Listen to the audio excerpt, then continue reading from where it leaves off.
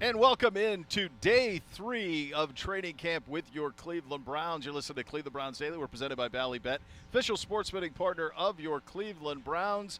Day 3 of training camp, but day 1 with fans. And with the fans comes a little bit of juice, a little bit of energy. I am merely Bo. It's the great Z. Hello. It is perfect weather for salmon chowder out here at the Cross Country Mortgage Campus in Berea. Nice, warm, fishy, creamy soup. Creamy That's soup. exactly what we want. It's a hot one here. We are getting ready, though, for camp to heat up day 3. And as things go, now we're getting a little bit more action. We're going to get a little bit longer of a practice. By my calculations, as I look at here, we're going to have at least 4 or 5 lengthy team periods. And so it's going to be a lot of reps. Today's a Deshaun Watson day with the number ones. And, you know, as we know going into this, Deshaun is a little bit ahead of Shedeur Sanders. And yesterday, you know, from an operation standpoint, that stood out. But what we need to see is whomever is with the ones not only nail the operation part of it, but we need to have some success against this first-team defense. And that has been hard to come by over the first 2 days. I think it's a big day for Deshaun. I do too. I think it is. I think, day 1, the media was here, fans were not. He had those 2 picks back-to-back. We kind of understood the circumstances of those 2 interceptions when we talked to Monk on Wednesday after practice. But I think that, look, like this has been a long road for him. Since he's been here. It has not gone according to plan for him, for anybody. Nobody thought this would go the way that it's gone.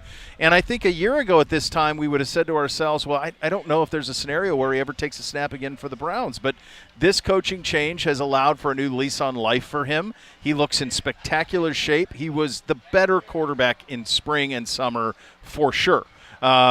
But in that first practice, and again, it's a practice, but like all these pieces matter. And I just think for him personally, he kind of be nice to have a day out here, especially get that one defense. And so you're not going to win the job on day 3. I'm not suggesting anything silly like that. But I do think that for him, it would be really nice to have, a big day here today. You don't have to light it up, but just be clean, be crisp, complete balls down the field, no misses. Just have a nice day. I think it'd go a long way just for his confidence because, like all the rest of us, I said this yesterday when we were talking about, some fans saying, play the kids, let's see what you got. Like, we know what all these guys are.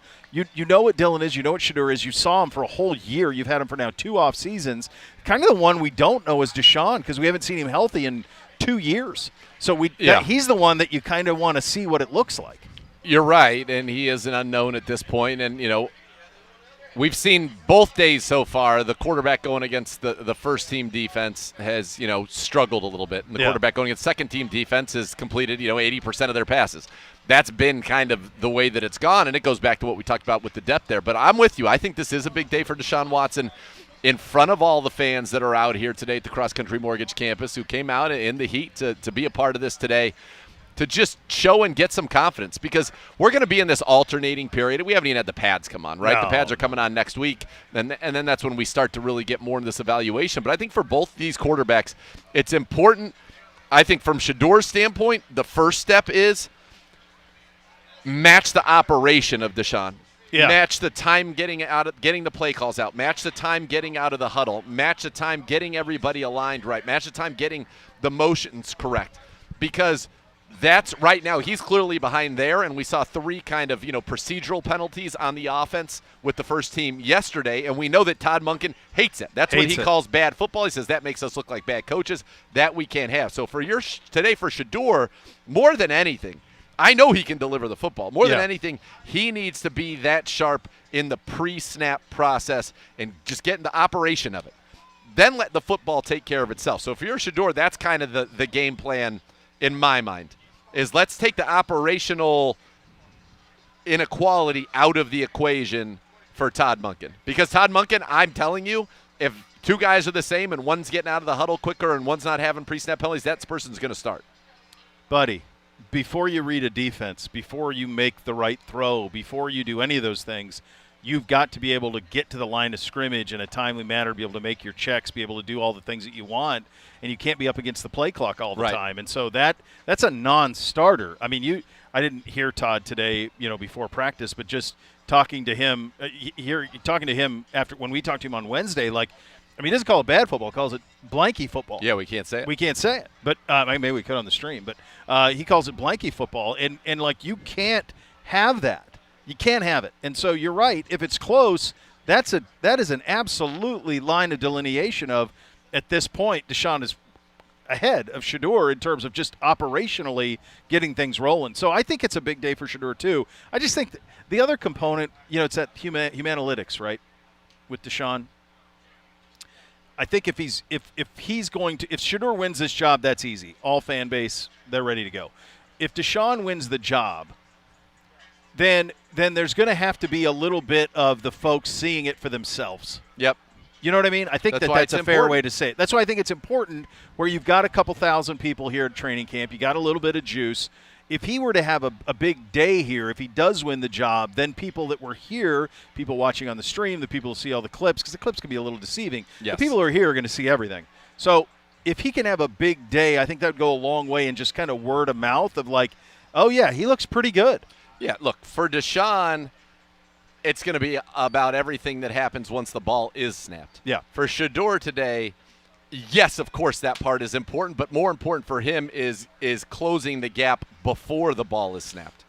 And so they both have, I think, big days ahead of them in terms of that, because one of the cool things about running these plays on two fields where you're running the same plays and the same number of plays in the same period of time is that it becomes very clear who's getting the play call in, who's getting the guys lined up quickly, who's getting everything ready to go in the most efficient fashion, who's running the plays in the most efficient fashion. Shedeur needs to close that gap. And if he does, now it's all about what happens post-snap. Yep. And so Deshaun, we know, is ahead of everything that happens pre-snap. I don't know if he's ahead with everything that happens post-snap. Valid. And so that, for him, he wants to have that great day post-snap. Obviously, you're not resting on your laurels. You're still operating how you have been. But for Shedeur, let's eliminate that as a discussion point, because for Todd Monken, I think that is as important as anything. And that's where Dillon Gabriel, I'm not saying that he's a wild card. This is a two-quarterback race right now. Two quarterbacks are getting first-team reps, but you know he's going to be solid on that part of it.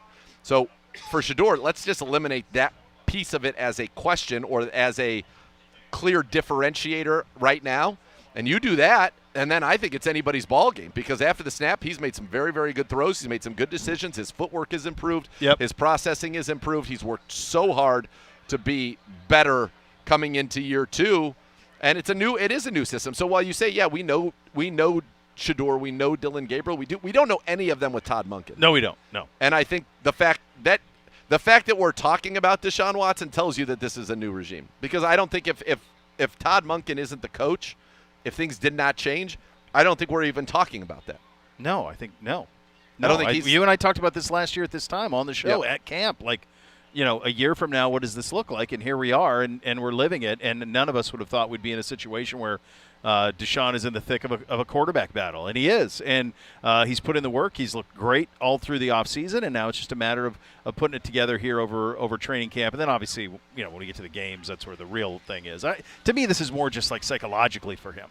Yeah, I agree with more that. than it is physically. I just think like psychologically, if he rips a couple of throws and the crowd gets a little of juice and is like, oh, that's right, that's who he was, and he still has some of that in him, then I think it starts to embolden him a little bit. Like, that's that humanalytics thing. Like, there's no way to quantify it. It's just feeling good about what you're doing. Yeah, feel good about what you see. All of it. I couldn't agree more. By the way, something just happened that I did not expect, and I feel like I really hope we get a senior swag walk by today, because there's a challenger to the throne that just strolled by our booth here not too long ago. I got to tell you, you've seen Boomerang. I have. You have to coordinate. You have got to coordinate. The coordination there you got to coordinate. I haven't seen that level of coordination since the year 2003. It was incredible. It really was. They're just doing some individual stuff out there right now. So we have defensive backs in front of us, the safeties in front of us. Grant Delpit has a way of swagging up. Yep. That, like, would you have ever said, like, let's just say that you play for the Cleveland Browns. Who would think to cut off your sweatpants about 2 inches below the knee? Yep. wear a long sleeve white shirt underneath your jersey and have it peeking Just out hanging underneath out, the yep. jersey. Like, who would think to do that? Well, clearly nobody else. Nobody That's else. a one-of-one look. Well, there's that one. he's cultivating. Who's right next to him here that maybe – who's that right – is that – who's the near safety here in the gray? Because he kind of copied it a little bit. It's 41. similar, 41. Chris Edmonds. Edmonds, yeah. A little bit, similar. but he's got – right. He doesn't have the – his sleeves are not of his shirt. No, they are not. No. But he's he's got gray. Delpit's got the brown, which matches the uniform better. Yeah, everything Grant does just coordinates. Well, let's not forget, college football. Nate doesn't have to remind you, but I might have to remind our sophisticated football audience that he wore number 7 at LSU. That matters. That matters. That is the most prestigious jersey That's number the one. that you can wear at that institution, which was a powerhouse. And we were banging the drum for Grant Delpit. We couldn't believe we got Grant Delpit where we did, and now he's on to his 3rd contract, and certainly well-deserved. But you're right. He looks great. He's such a leader. He's such like an alpha dog on a football team, and I love that he's here now through 2029. I do want to say this to our listeners and our faithful audience. Yep. We were able to give you a lot of insight the last 2 days, due in large part to our perch up above that provided the ultimate all-22 view and both fields easily viewable at the same time. We are now on the ground level in the end zone of if you were looking out from Cross Country Mortgage Campus on the left field. Yeah. There's going to be action. My guess today is the main action is going to be on the right far field from us. Seems like it. So we're going to do our best, but it is not going to be the same level as we were talking about. I think I know it's too late for this year, but I should have thought about it before. I think we need to explore being in those windowed areas on the 2nd level there. I like where your head's at. Yeah. Gibbe. We were Gibbe. Next year, this is just thinking out loud right now. Hi, Gibbe. Hello, Gibbe. Hi, good afternoon. The orange jacket is here. The orange spectacular. jacket. Good to see Yes, you. The great he is. Bernard is here. Yeah, the Bernie. whole crew. Yeah, we've Whole got crew. Yeah. the whole crew. What do you got? I was thinking next year we should explore being where the cardio equipment is on that 2nd level, indoors in AC, but also the vantage point of it. I would love that. No. It was What do you mean? because we're like 13 minutes in. Andrew, we have a sophisticated football audience that wants us to have the all-22 view. I am game for that, but we are not allowed to show all that. We wouldn't show. Well, we wouldn't show it. We wouldn't would show just it. talk. The camera would be on us. Correct. Right. But that's what it is right now. Well, I believe you have access to top men. Yeah, we know some top men. Yeah. Yeah. I was just saying it's going to be For a sophisticated football audience. Yeah, it's going to be tough on that far field. We're going to do the best job that we can. Yeah. And at some point we might have to split the broadcast in the sense that one of our eyes will be on one field and the other person's eyes will be on the other. Now, we could do. Hey, BK. Streaming. Couple of legends right there. Bernie, Streaming. Siciliano, a green jacket, an orange jacket. That's right. That's right. Now, we might be able to. Now, I got to run this up the flagpole. But remember how we had you outside for like OTAs? Yeah. And like the end of practice? Yeah, I do. Maybe we put you over there, but we couldn't. The problem is we're not on the radio, so I can't do multi-comrexes. Right. Oh, that's right. Sure. Well, we are. Sure. We're hampered. We are on the radio. We are. Well, Well, we yeah. are. No, we Right are. now we right are. now. Yeah. People are listening to us on the radio right now. Right Gibbe. now, they are, Gibbe. Are you familiar with the multiverse? Just going to go there. It's a It's lot. like Avengers. Yeah, it's like the Avengers. Which Time- multiverse which timeline are you on, young, Gibbe? young Gabriel and I Which have ti- had quite a day Which already. timeline are Trying you to on? meld. We're just trying to get Because we're missing Dr. J. Well, he's having the time of his life in New Orleans. Boy, he picked some outstanding times to go on vacation. He's not. I didn't. I mean, I didn't say it's he a was per- missing us. He's I a said we're missing him. it's a professional effort there. Yeah. Dr. J. Yeah, Dr. J. We're gonna have a sit down with Dr. J. We'll have a little chat. Yeah, a little little chat here. Yeah, so we'll We're keep gonna do an the eye best on it. we can. Because, like for example, right now they're running routes on air, Yeah. which is the least crowded portion of any passing operation that's going to happen today on that far field, and it's a difficult Yeah. vantage point for us right now. Yeah. Yeah.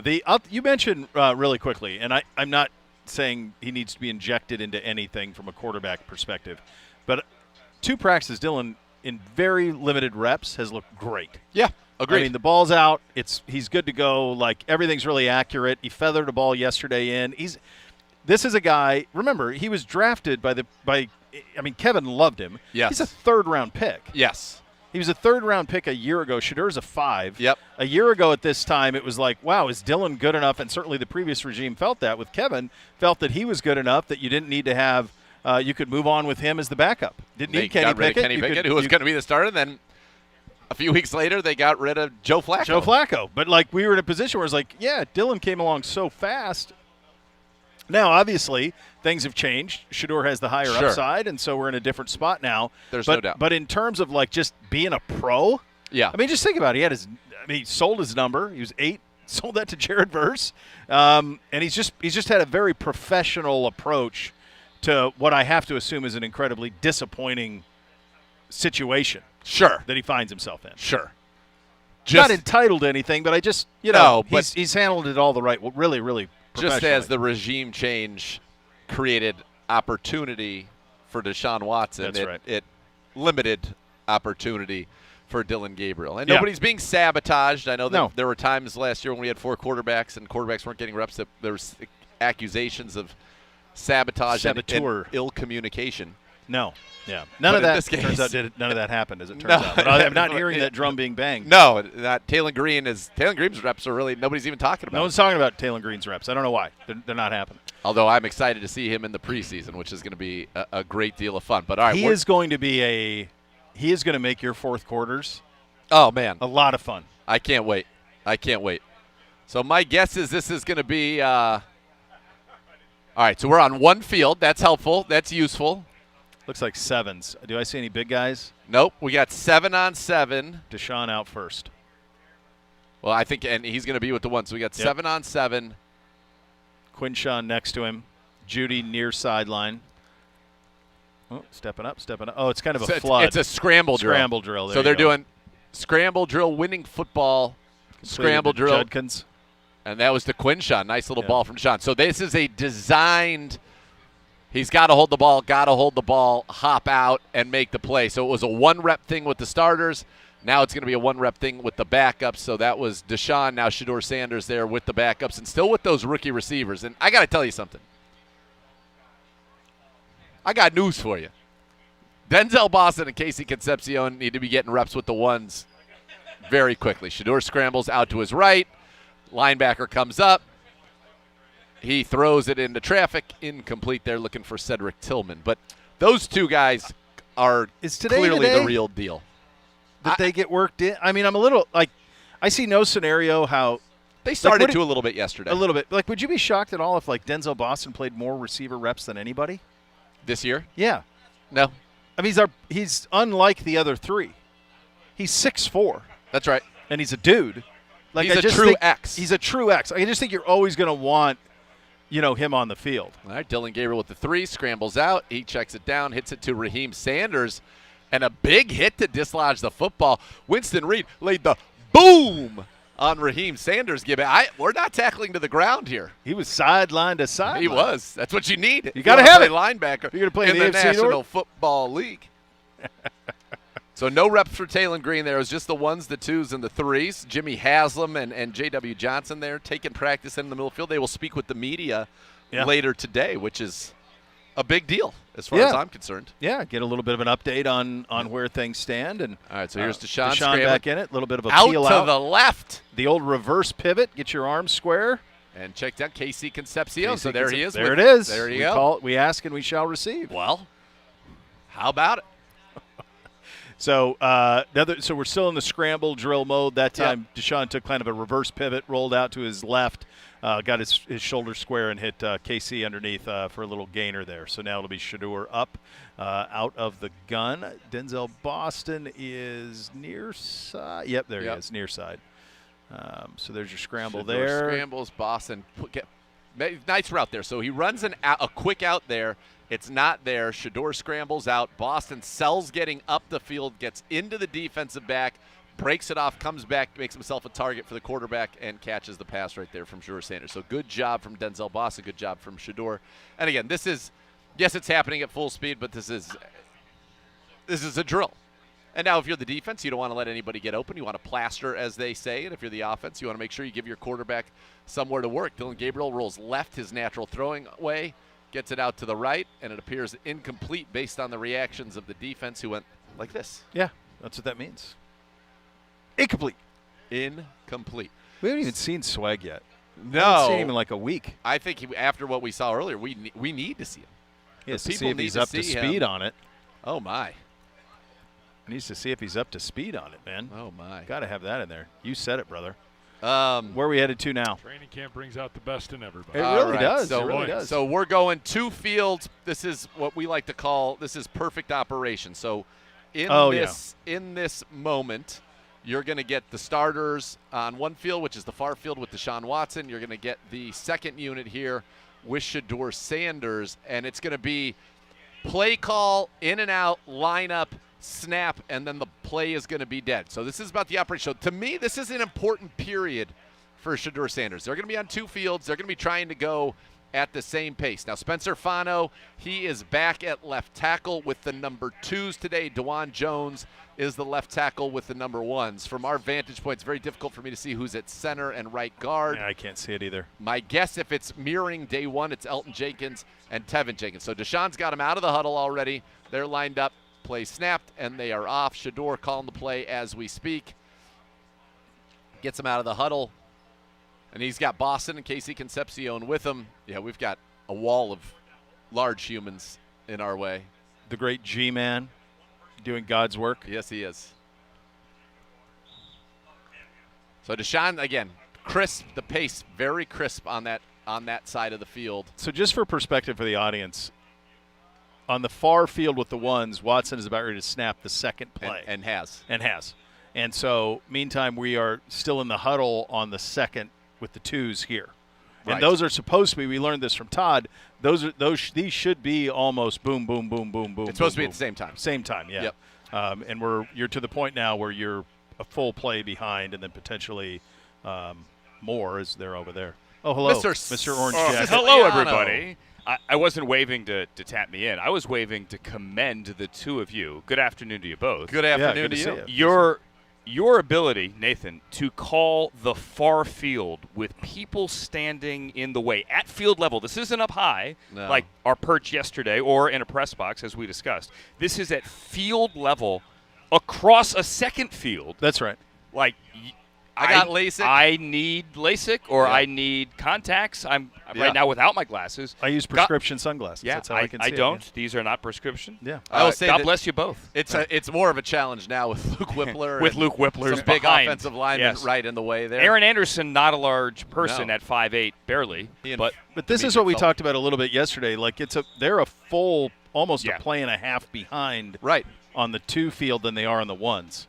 And that's That's what, that process we're talking about, the procedure. And I think that is something that if you are, in the Shedeur Sanders camp, and everybody who's with the Browns is just in, let's see, as Todd Monken says, the players are going to determine who starts, the best quarterback camp. But that's what you want to see. You want that to be eliminated as a point of discussion.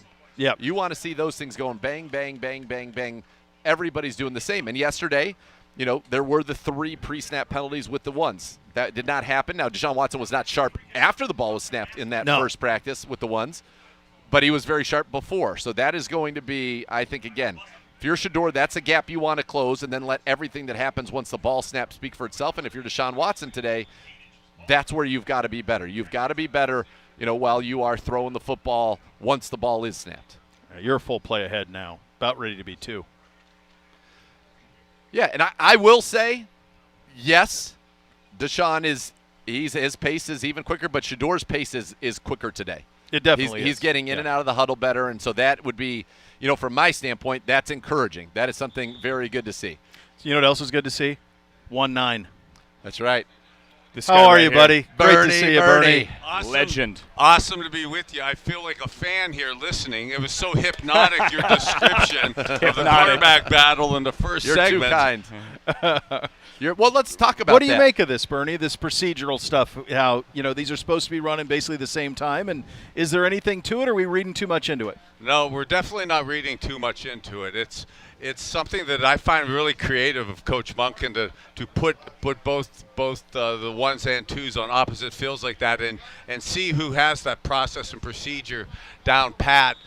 It's not unexpected at late July, early August to have some procedural type issues, but it's absolutely not optimal. And you could see that Deshaun has a little better firm understanding of the process in the huddle and getting to the line of scrimmage and getting plays run, because I think we're only about, a half dozen plays into this? Yeah, it was about 7. And already Deshaun's group is probably a play and a half in front of him. And we had probably a procedure or 2 penalty already here on the In fact, I think Deshaun's group might be getting They're into done, I think, to buddy. the next side, the next drill, where we're going to do a little focus, I think, on the run game here for the Cleveland Browns. And I'm trying to make out that offensive line over there. I got Zion, Johnson. Talking far field. Far field, it O-line. appears to me KT Leviston, who was at right guard yesterday, is at right guard once again. Do we Titus see Tevin Howard's at Jenkins right out there tackle. today or no? I did not see Tevin Jenkins. So he out went there. in early He went in yesterday. early yesterday. We did not get an injury update from Todd Monken before practice specifically on him. So that's one to monitor, certainly.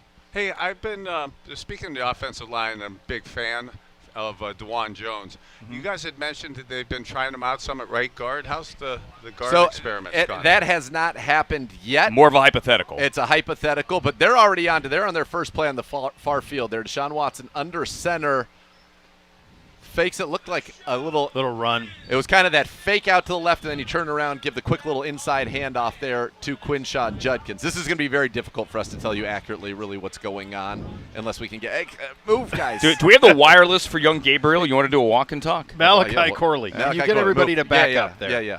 But just, again, here's your process. So they've already run one play on the far field. Now Shedeur brings the twos up to the line, and the ones are already up to the line for their second snap over there. Yeah, and he's going to run that same play is Shedeur, where it's that little fake, little quick throw out, turn around inside handoff with the left hand. With Amani Marshall. And we got a as the pre-snap back. penalty right there on the offense. We've got a pass on the other side. Deshaun Watson was looking for the tight little end, high. little high, and dropped. Certainly in both hands of it appears to be Blake Whiteheart right there, but we had a penalty pre-snap here on this side for the Browns and that offense. sequence between Deshaun being a little off on his throw and the procedure penalty here with Shedeur really epitomizes what you guys talked about in that first segment about the issues of Deshaun. We'd like to see him today post-snap, how he plays, how he throws, and how his accuracy.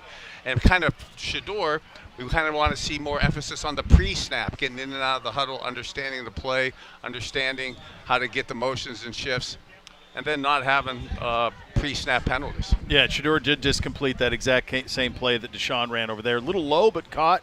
Tight end caught it on that same play. And on the far field, the ones over there where Deshaun is working, they've already ran the third play over there. We're running the third play on the near field here with Shedeur. Z has taken a better vantage point. I'm trying to. By the way, Bernie, about the DeJuan Jones here. You got DeJuan now with the ones today, and Spencer Fano, who worked at left tackle with the ones yesterday, is back here with Shedeur working against Julian Okwara with the twos. Nice little quick out right there from Shedeur to Denzel Boston, and Denzel Boston just seems to be open and catch He's everything. a dude. He's absolutely a dude. Pretty cool as well to see him run out through the gauntlet there with the kids, Denzel and Jared Verse, and great to have the fans here today. It brings the juice up, it brings the energy up, I think, for everybody. And just those names you just mentioned, the youthful athleticism of the young players, not only great gifts from a playing perspective, but that kind of youthful enthusiasm, it's absolutely contagious out here. Well, All right, Bernie, we haven't had weapons like this, offensively in a while. No. I mean, look at Denzel over there, number 12 on the near field as Shedeur gets under center here. I mean, we haven't had a guy that looked like that who performed at that level in a while. This will be a run here. On the other field, they're so far ahead again that Dylan Gabriel just ran his first play on that far field. Dylan Gabriel in there, and I guess this Taylon Green will come in now on this field. And so, about a play play and a half. Play and a half almost. behind. Yeah. Yep.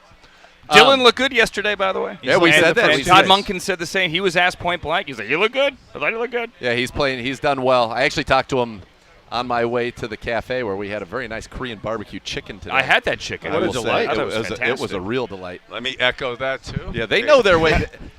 I would say our cafe's work with chicken thighs is about as good as you'll find on planet Earth. It's in mid-season form. Yeah, young Gabriel. They're ready to agrees. go. Mid-season. But yeah, I was talking with Dylan, and he said he really likes the offense, and he's really liked the Todd and the receivers. He said it's really fun throwing to a lot of these guys. So that's been good. So actually, here we were full 2 plays. Two and a ahead. half 2.5 almost. plays. Yeah, 2.5 plays. Because Yeah. Taylon Green's just coming in now, and Dylan Gabriel's already run 2 plays on the other side. It's like syncing the radio with the TV. Yeah, you Yeah. got to pause. Yeah, you got to pause. got to pause Gotta and let pause. it catch up. Yeah. You know, from a quarterback perspective, though, as a QB and wanting to still be a QB, we're victims or beneficiaries of the guys around us, and it really is lustful to see this amount of talent Yeah. that they have to throw. Lustful. I love I like that word. And you think Well- about it, they're all young, and they're all big school guys who have played in big programs, highly touted, played in big games in college, and I think that matters. The only exception there, Taylor Green with a nice one, Carson Ryan, nice little one-handed grab right there. It's really hard to see that. What we need them to do is be going this way.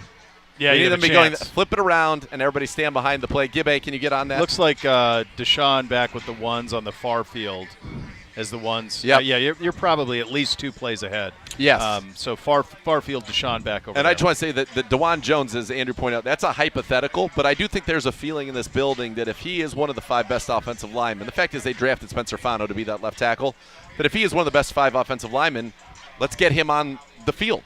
Because that center right guard part, look, that's a completion there out to the right from Deshaun Watson. That center right guard is probably the most unsettled part of the offensive line. I think that was Isaiah Bond over there. Yep. I agree. At the same time, Do you know that No, it's bad radio? Let's talk. That's I bad do. radio. I know it's bad radio, but I agree. Our was it Football Savvy? What is it? Our Sophisticated football football audience. Yeah. Would agree as well Yeah. that if you are going to make that switch sooner rather than later, they're not going to go into, after cutdown day, No. after the 30th, and just go, hey, by the way, DeJuan, start working out at right guard. No, and I think- if you're going to do it, throw the guy in the pool now. And I think you want to make sure that you see it where he's had some reps and opportunity before you get to the joint practice with the Bills, because that to me would be the real. Yeah. Against Ed Proving Oliver ground. and that. Go ahead. Yes. Let's see what you could do against that. And I've heard a couple of times we'll put him at right tackle. It's not all about paycheck. They signed Titus Howard. They gave him that contract to play right tackle. Yes, and He's that's going to where be the he- right tackle. Yes, yes. Deshaun on the far field with a Nice little scramble. Nice scramble, just turned it up and took off. And that's the other thing that he has over the others is there's an athleticism to him and explosiveness. Even with all the injuries and surgeries to Achilles, he still has a lot of that. It gives them not all, not No. even 25%, but it gives him and Todd and Travis Schweitzer the ability to maintain a couple of those read option concepts that were in their offense with Lamar Jackson. Because Yeah. we saw one of them yesterday. You get the guys in motion. You got, the lead blocker coming across in motion. You give the fake to the running back, and then Deshaun pulls it and keeps it the other way. We had an interception over Quincy there. Quincy Williams. with the interception. The Joker. The I Joker didn't to the see- house. This is one of those ones where it's impossible. I didn't see if it was tipped. I didn't see if it was I didn't see if it was a read. I didn't see anything. I just saw him scoop it. And I believe it was Deshaun. it still was at Deshaun, quarterback. but I don't know if it was a fumble or if it was a interception. We don't know. I just saw him going. At this point, we just don't know. We don't know. We don't know. That Now is the hard Shador's part. back. I think that is, and that's when we're thinking about maybe 2027. that vantage point might be allow us to provide a service to our people that we'd like to. Shador Sanders play action fake, checks down over the middle, complete there. It is TJ TJ Harden. Harden, the rookie running back SMU, at right? SMU by way of UCLA. Actually, former teammate with Carson Ryan at UCLA, who's wearing 48, Carson's- wearing the old Owen Marisic number. Yeah. He's kind of lining up everywhere. He's lined up like twins left and then come in motion. He lined like up there him. as an up back, so kind of that H-back role. He's all over the field early. Yeah, they like him so far. All right, on the far field, I can't tell if is that Dylan? That's Dylan. Dylan on the far field. So the 3 is over there. Yep. All right, Shador We in the should shotgun we right should here. Probably have 3 straight Shador plays. based on what we just saw over on the other field for Deshaun. And that's a little read option right there where they motion Carson Ryan back into that kind of in the pistol. Behind him he had the running back. Carson Ryan comes kind of in on the right side, gives a quick little fake, and it's a run right up the middle right there. And that was Amani Marshall. Deuce Staley on the podium earlier today. They were talking about whether or not you have two backs obviously you rely on and you can depend on, and the two rookies from a year ago. Do you need a third back? And he kind of pushed back against that. He likes Amani Marshall. He likes what they have potentially here. Rocket Sanders as well behind those two. And Shador, even on that read option, for people that say he doesn't have athleticism, he actually looks super athletic there. He did. He's sneaky more athletic than people I think think. body type, he looks.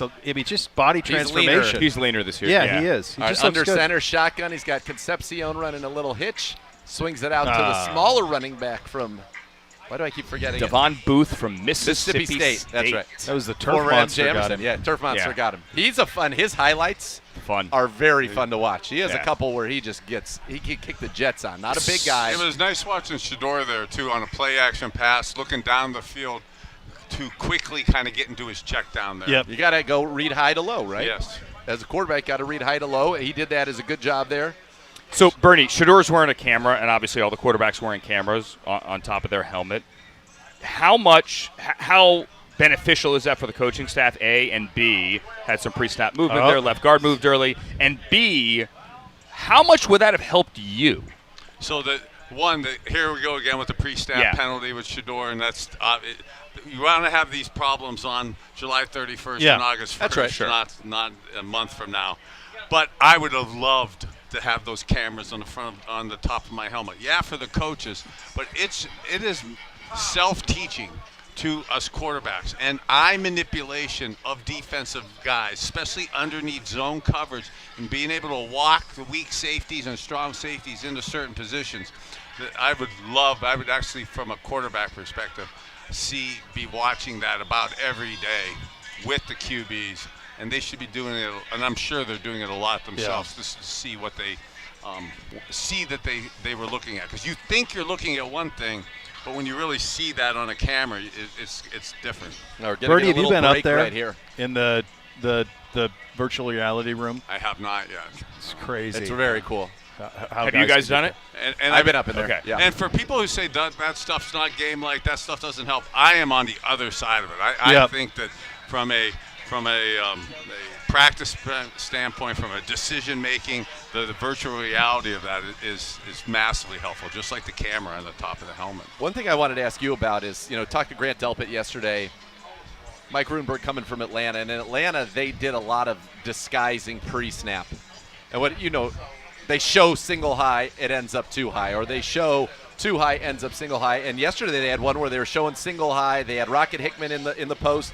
Grant was down, but as soon as the ball was snapped, he came and robbed on the other side, and Grant rotated up to be that single high safety. Yeah. We didn't do a lot of that in years past. We're going to do a lot more of that this year. As a quarterback, what does that do to you when you see one picture and then the picture changes? Yeah, I think in the NFL it's almost essential that you have to do that disguising and make us think as quarterbacks. Even just a beat, right? Just a beat. And that, tenth of a second, quarter of a second is a friggin' eternity in this space. So I absolutely think, practicing a lot, and there will be some maybe breakdowns early with that. But from a quarterback perspective, it's awesome practice to be doing that now. And then when you're playing against teams that have don't disguise, it's way easier. You're more settled in It's different work for our quarterbacks. Our quarterbacks last year did not get a lot of that work because that's not just. Yeah, and then this is what we're doing, and we're really good at it. And I think it made it tough for them on Sundays because they hadn't seen that. Yeah. Team took a little break. We're going to take one as well. You listen to Cleveland Browns Daily. We're presented by Bally Bet, official sports betting partner of Cleveland Browns. Please bet responsibly.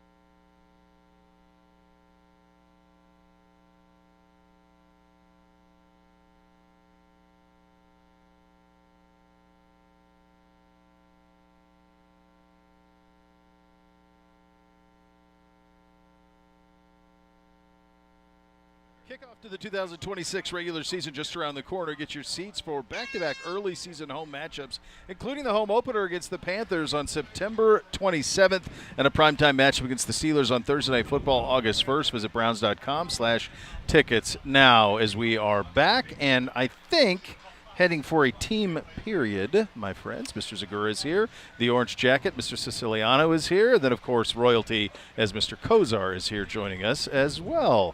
Bernie, we're about halfway through our third practice, our first with fans. What have you made of what you've seen so far, just in terms of how Todd's running it, different from what we saw last year? Well, first, I'm not sure if I should feel offended that I'm an old man being called Mister, or thank you. No. Thank you for the awesome compliment. Great reverence. But really, I think today's first practice is a microcosm, again, of how astutely you guys talked about the beginning of it, wanting to see Deshaun's accuracy and playmaking post-snap, because this pre-snap stuff of getting to the line is actually very top tier for being July 31st. And then in reverse with Shedeur, how he handles the pre-snap, getting to the line of scrimmage, in and out of the huddle, the kind of speed of that without the procedural pre-snap penalties. Unfortunately, we're still seeing that today. So what we're seeing right now on the field, to take you live to the Cross Country Mortgage Campus in Berea, is offense and defense both working against kind of dummy offense and defense. You got people in kind of either in the singlets or in the helmets, and what they're getting ready for is the next period is going to be third and what they call XXXL, so third and very long, third and 14 plus, third and 15 plus. So right now the offense is putting together some of their plays that they're going to try in these long situations, which I'm sure are going to involve some screens, perhaps some trickeration, as we saw right there, is kind of like a little, we call the old slant and ladder. It used to be the hook and the old hook and ladder. Yeah. Are you a hook and ladder or a hook and lateral guy? Yes. I was a hook and ladder. Hook and ladder, I was that too. I'm a lateral. I'm sorry, Bernie. Hook You and would ladder, be. or hook and Syracuse. lateral. I was just like any of them to work. Because this usually means desperation, and please, God, let me have this baby one time. It came One back time. last year. The Bills used it. The Bears used it. People used it, and it worked last year. Tell you what, if you played in a flag football league in the 90s or Yeah. 2000s, it was yeah. automatic. That was in our. That was a regular We took occurrence. down. We took down. Which? Oh man, who was it? To your kid? And no, in my fraternity. That was one of our. Oh. The Pikes. Pi Kappa Alpha. We took down the Pikes in the semifinals in The old hook and football right ladder. there. With Oh, the I old remember. hook and I ladder. saw that NFL Films piece on that. Yeah. D-Strum, my good buddy D-Strum, had a pick six, and then we came back with the hook and ladder for the walk-off, and it was glorious. But it's neither here nor there. So that's what we're doing right now. This is kind of just the offense going through a couple of plays at half speed against, again, a dummy defense or a scout team defense. Not even in this Not case. even, It's just coaches coaches. and singlets. And then on the defensive field, which is right in front of us, you got guys wearing the little caps over their helmets. Some are red, some are green, some are blue. Luca would love it. He'd be calling out colors. How do you, Bernie, for third and long, fourth and long, whatever, 15, 20 yards, we always say on the broadcast, there is no play call for third and 20. Well, I mean, there have to be play calls for third and 20. Granted, here in a controlled environment, the defense knows it's coming. So, obviously, the offensive line's got to give you time for everyone to get downfield. Like, what is your ideal third and 20 call? So first, you don't want to be in that spot naturally, Right. but also it's really important to understand where you are in the game. Are you winning the game? Is it early in the game? Are you losing the game? Is it late in the game? And unfortunately, that last scenario, losing the game and late in the game, makes you have to do things a little differently, to where you're going to have to stay in there, probably let the defense or let the guys get downfield. You'll need that extra line protection.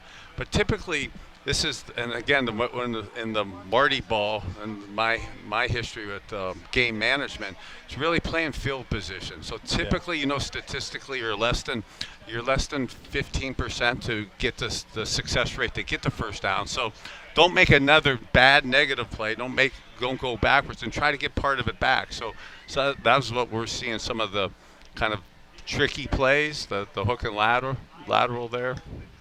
I was a shoots and ladders guy, so I think that. But Lateral is fine. Lateral is It's probably fine. correct. It's more fun. We were always hook and ladder. Yeah, always a hook and ladder. Always. Whatever. So I was able to get a look at the offensive line there. KT Leviston is at right guard again today. We haven't seen Tevin Jenkins out there. They had been rotating at that spot. And KT Leviston, I think, built more like a guard. Yeah. Seems like that would make a lot of sense. The to Rams see him thought in he that was a position. guard. The Rams did, and now Yeah. apparently the Browns do as well. So, Bernie, when you're in these situations, right, there are, I would call it 3 clusters or types of plays that work. There's one where you're going to throw it past the sticks, and that's going to have to be a very tight window throw into a lot of traffic with a lot of risk. A tight window throw like our view vantage Yeah, point exactly. today. Right there. Yes. Exactly.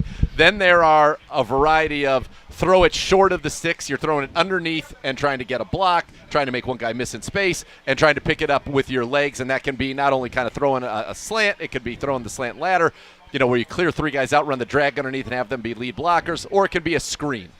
And then there's the draw plays, which drive coaches nuts and drive fans nuts when your team's got somebody 3rd and 20 and they run a draw and pick it up, and Looks like you're everybody wants to. conceding. Yeah, everybody is furious. It wasn't, correct me if I'm wrong, but didn't Ohio State was that a screen at the end of the first half? Was it a screen?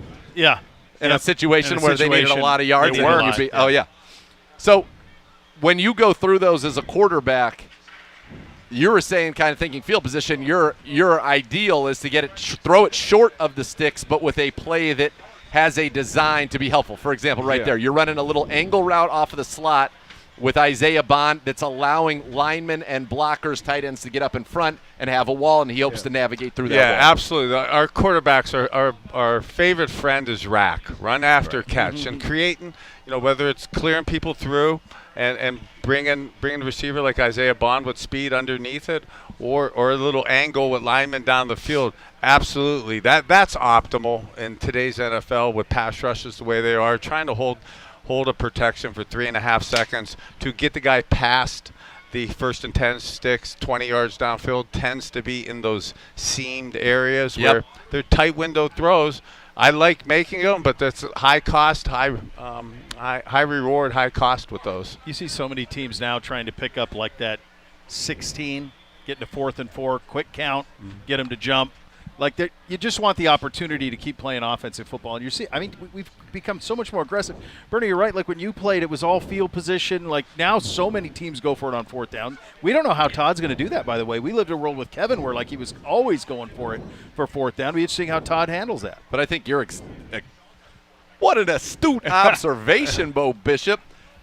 It's a different league now. 3rd and 15 used to mean you had to get 15 yards or more to keep the football. Now it means, can we get 12? Can we get 13? And they're willing to concede typically 12 or 13, but now it's an extra play. And if you know that in the huddle, if you know you got 2 downs to make Right. that changes the way you operate. Absolutely, and then you really have a propensity towards the kind of rack type of plays that allow you the opportunity to run some with that and not have a negative play to go for it on 4th down. Another flag over there procedurally. That's a lot, guys. Well, you can't have that when you're we're just not even. running. There's not even. You're not even got doing coaches anything. in pennies over there. We got a procedure call over there. Not good. That ain't good, man. That ain't it. I do think it's interesting. You remember watching football, and let's say it was a 3rd and 15, and the team would get 14 and a half, and they're willing to concede the 10 automatically. Yeah. So now can you make a guy miss? Punt, then. Right. Automatic punt. Automatic. I mean, punt. depending on the field position, but 9 times out of 10, They It would was look at me this stunning. close and be like, 4th down, that's it. Oh, send the punt team out. Bernie, in your era, in the era that followed, it was stunning to see somebody go for it on 4th down. Yeah, I mean, I'm just sitting here. I want to for the listeners out there and for you guys, I want to live in the present in 2026. But I'm reflecting back to the past in 1986 and wanting to go for it on 4th and 1 in the Denver Broncos game before Elway got the game back. In today's game, you would 100% go for that. You would 100% would have. And back then, it was like the Antichrist suggesting that. How dare you suggest that? God, you're going to go to hell. Well, he Pit him deep. Play Rich defense. Carlos missed the kick, so No big deal. All right, we're going to go 7 on 7 here. So 1's on far field again, 2's on near field. So and that's what you'll get. Something that's cool is Mike Rutenberg is with the 1s calling the defensive plays. Todd Monken with the 1s calling the offensive plays. On this field, Travis Schweitzer, the Browns offensive coordinator, is calling the offensive plays. And lo and behold, who do I see with the microphone calling the defensive plays? But our guy Tarv. Let's go, Tarv. who did it yesterday because Rudy wasn't here. So a little swing pass on the far field. That was Deshaun. Yep, that's Deshaun on the far I can't see field. who that number is. So that's on a the catch. little play action From He's got Shador. the swing. Comes Casey Concepcion. Nice comeback route there. Finds a soft spot in the zone. Good ball from Shador. Yeah, and nice, completion. and with the camera on the helmet, watching his eyes there, you could see that he was looking down the field, looking at the weak safety, keeping him in the middle of the field, knowing the middle of the field is closed, that he's going to go do the high-low stretch outside like that. And Bernie, really good nice ball timing. placement, too, in the zone. Put it low where Casey can go down and not only get it, but protect himself. And he Far came back to the field, ball. It was good. Deshaun to Quinshon. Quick, There. like just a quick quick little little flare. out and then let him go. Back here, Shador near field. There he goes. Over Good the ball there. defender, over Justin Jefferson, gets it to Brendan Bates. Shador looking very good throwing the football right now. Again, a little behind, but 7-on-7, a little bit different. Deshaun dropping back on the left. And it was interesting with Shador to me. He has a high-low stretch, flat, and the kind of the corner behind it. And in the words of Gary Danielson, who used to mentor me, he goes, anybody could throw the check down in 7-on-7 practice. Practice going down the field, and for Shador to make that throw was nice. Deshaun ripped one far field, about 40 yards on the sideline. Rolling left Yeah. to Gage Larvadan working There you against go. Grant Delpit right there. And that was an absolute rope Yeah, that was from Deshaun Watson. That was a seed there. Well, to see if anyone's worried about his athleticism in the ankle or the shoulder, to roll left like that and fire a BB Yeah. like that, his health is back. Yeah, Yeah, that he was, looks good. That was a rocket That right was there. gorgeous. Shador with a quick little check down to the running back on this side That as was well. a low snap from the staffer wearing dry Yep. fit there, so the timing thrown off on that. They're getting a lot of cushion, obviously, because we're working on third and long. Like, that's what we're looking on here.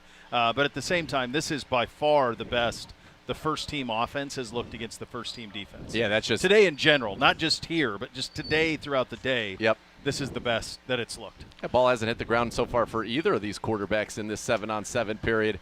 Taking a shot Shador, down deep the ball. field. Shador deep ball. A little underthrown to the outside, looking for Luke Floria. Deshaun deep deep one on for the other Deshaun. He's side. got He's him. got Bond, and he Oh. overshoots it. Bond. as Actually, he both- has been want to be behind the defense. And Yeah, actually, Deshaun misses it. both guys there, Shador and Deshaun. Shador threw it out of bounds, and so did Deshaun. You got to give him a chance when you have him. Deshaun Not enough had air that under one. that one. Yeah. You could tell the velocity, though, on his ball and the ability to get down the field for Deshaun is absolutely there. That was a good-looking throw, but too much. I'll tell you, I like Isaiah Bond. I've said it a lot. He just finds his way behind the defense all the time. Dylan Gabriel now on the far field. Shador getting his final play here. He pushes There's it a shot. down. Denzel Boston just mossed D'Angelo Ross. He came up with the ball, yes? He Yeah, did. he did. And that's good recognition by Shador Sanders saying, I have a diminutive cornerback going against a tall wide receiver. He took – if the corner's a little taller there, that might be going the other way. Yeah.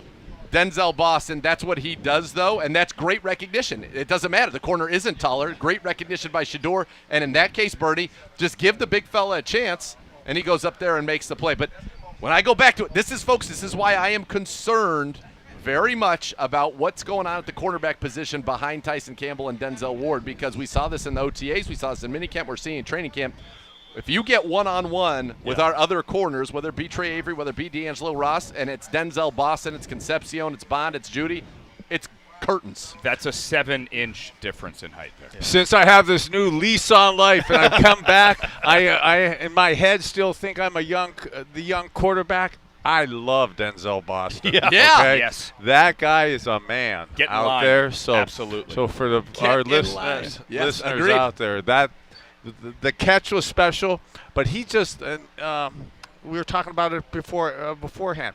He looks like he belongs. Yeah. He's a he dude. looks like He is a like dude. This is his space out From there. a physical standpoint, we probably haven't had anyone like him since the last guy who wore 12 and played on the outside. And I'm not saying he's going to have Josh Gordon's statistical accumulation or even that type of ceiling, but he's the first one we've had. Like, we had Odell and Jarvis and all of those guys. Even Amari wasn't 6'4". No. Like, we haven't had anybody like him in a long time. And his presence. After Yeah. he's made a couple special catches. I mean, Yeah. that was special. If Yeah, it was it's matter near of him- fact. He wasn't jumping around. No. He just snagged it and walked back to the huddle. Like he expects himself to do that. If it's near him, he catches it. Deshaun Watson already in on the other side as that field continues to be through their reps faster with Deshaun and Dylan Gabriel. Tarv running around talking some trash over there. But Jeez, Tarv really is? completion. Yeah, he was. He was getting fired up right there. Deshaun had a nice crosser on that last one, and other than the overthrows, look good. Bernie, I want to talk about from a quarterback perspective. A lot of people can say, oh, maybe that ball was underthrown to Denzel Boston. When you have a 7-inch height difference, he's never covered. Yeah, so like we said earlier, being a little critical, they had guys, they threw the takeoff out of bounds, and Deshaun threw the corner out, the bond out of bounds.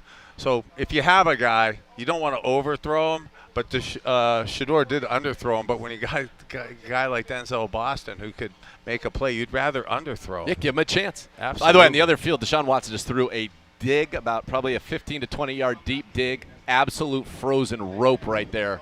And that was a very nice ball. I thought he needed a day like this. He's looking good so far. And he's looked good so far. I think it's good for, the humananalytics of it. Absolutely. The belief, all of it. See it, rip it. There's a good rip. Nice Nice rip. rip, Shedeur yeah. to Malachi Corley. Yeah, do we know from social media, does anybody know what happened on the Quincy Williams one yet?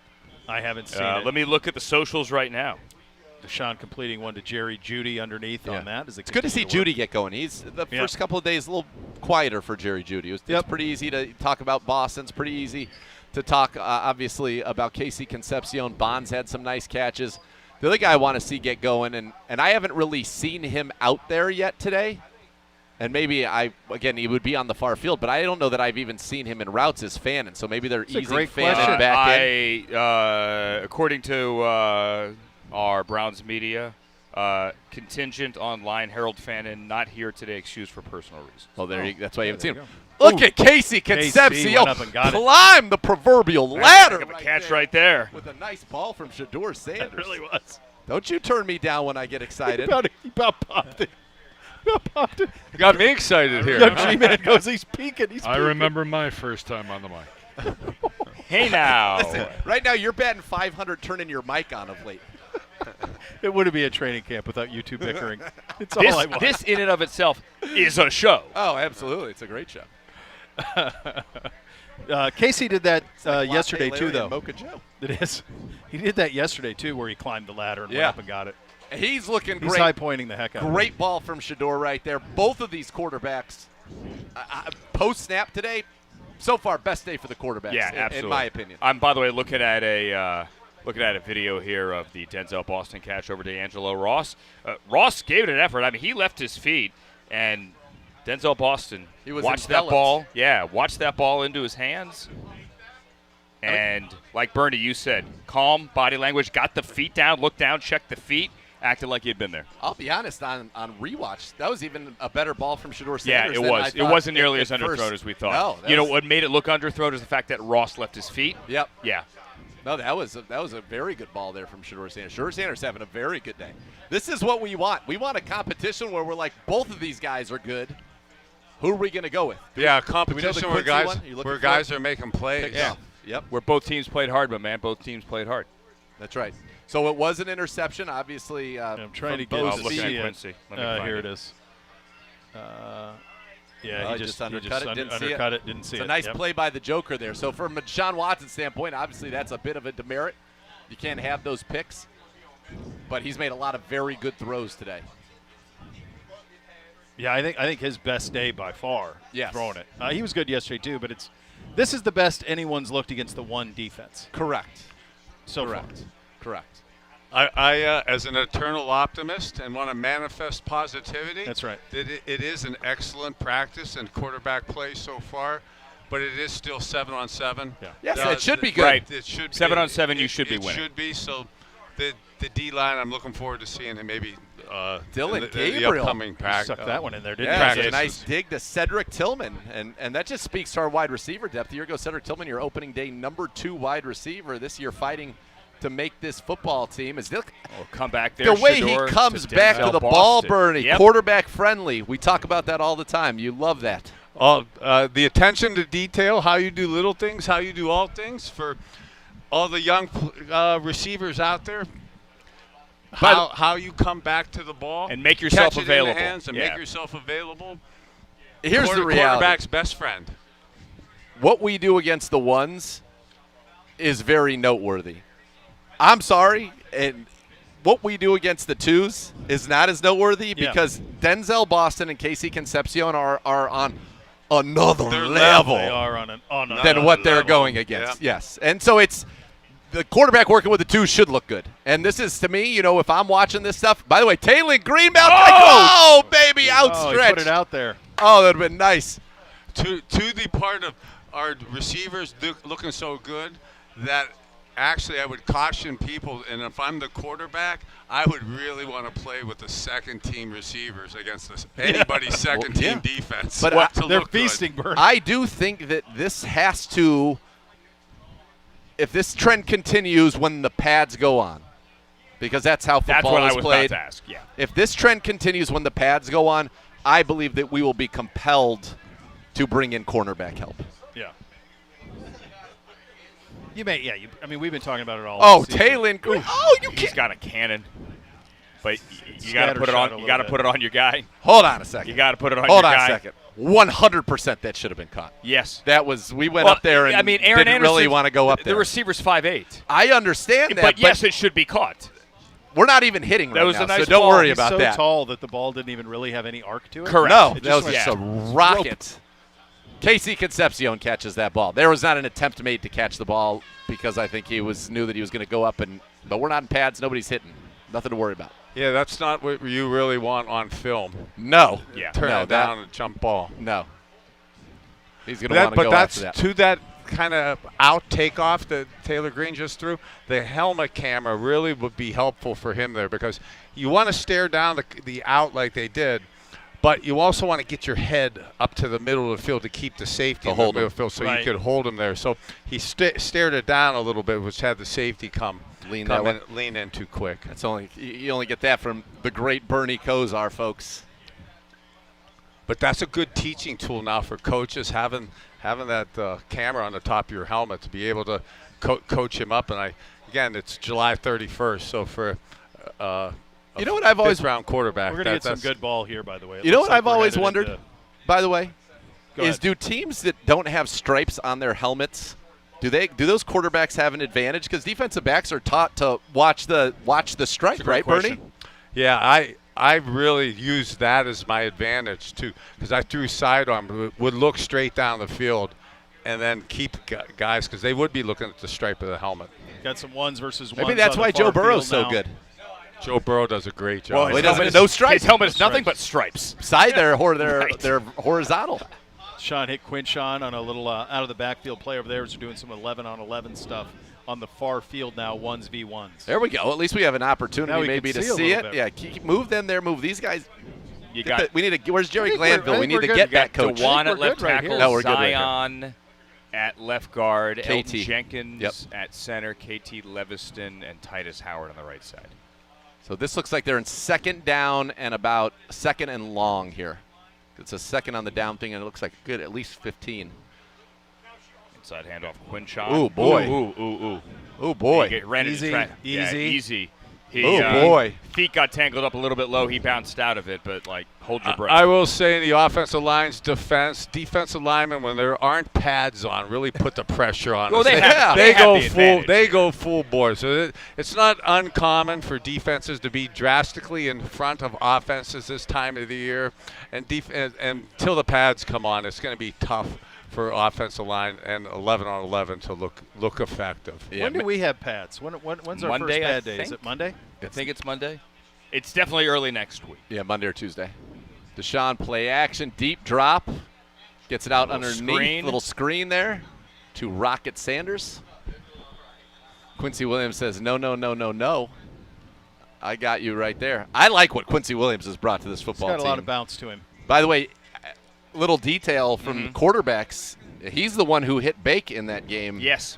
on a blitz, and he was around him for a sack later on. So that was some good Quincy Williams tape in that particular game. Where Bake got his arm jacked back. Oh man, Ugh, that was bruised. awful. That looked gross. Ugh. Bernie, how did He's you a tough handle? dude. How did you handle quarterback competition as a player? So, fortunately, I wasn't in it a ton Not in the much. pros, but Yeah. In college I was, and then at times towards the ends in my pro career. And it's a tricky dynamic, and I was thinking about that. When you're the guy, okay, where I spent the early part of my career as that, you really use camp as a leadership thing, as a development tool, and you're able to work on your players and the guys around you and really put your mark on the team. When you're competing, though, for the job and it's not yours and you're not the crowned leader, it's really hard to jump on Bo Bishop. Yeah. Bo, I want you to stay out later. I need you to run extra comebacks here. I need you to do this or do that. Right. When you're not the guy. And plus his attitude, I don't know that he would do it anyway, right? For Bernie, I'd do anything. Yeah. Whatever he Blitz. needs. Deshaun gets away from it, picks up a few yards on the ground there. Bernie, so from that vantage point, when do you want the starter to be named? So I like how Coach Monken said they're going to tell me when. They're going to decide by their play. And if their play separates it, like if Deshaun starts complementing his pre-snap routine, which he's super effective with post-snap decisions, okay, then earlier rather than later. But if Shador gets his pre-snap stuff out of his system and is still able to make plays during the game like he did last year, I could see why we're in a dilemma not being able to make that decision. Bernie, remind me, in '85, and I realize Shador's a second-year guy, not a first-year guy. Gary Danielson started the season. Were you given any shot to win the job? No, and as coming in, too, I was told, and I agreed with it, that Gary was traded for to do the first half part of the season, hopefully the first full season from that. So kind of knowing where you're at, and I was comfortable with it. And as much as I want to have revisionist history, so all the young people out there listening would think that I was flat out ready from day one to do it. I wasn't flat out ready in that half dozen games that Gary was a sacrificial lamb. He got his butt beat. Yeah. You know, as the new offense was coming in, as we're trying to learn how to pass block and stuff, which we struggled with, he kind of took the beatings for that. That absolutely helped my transition into the game.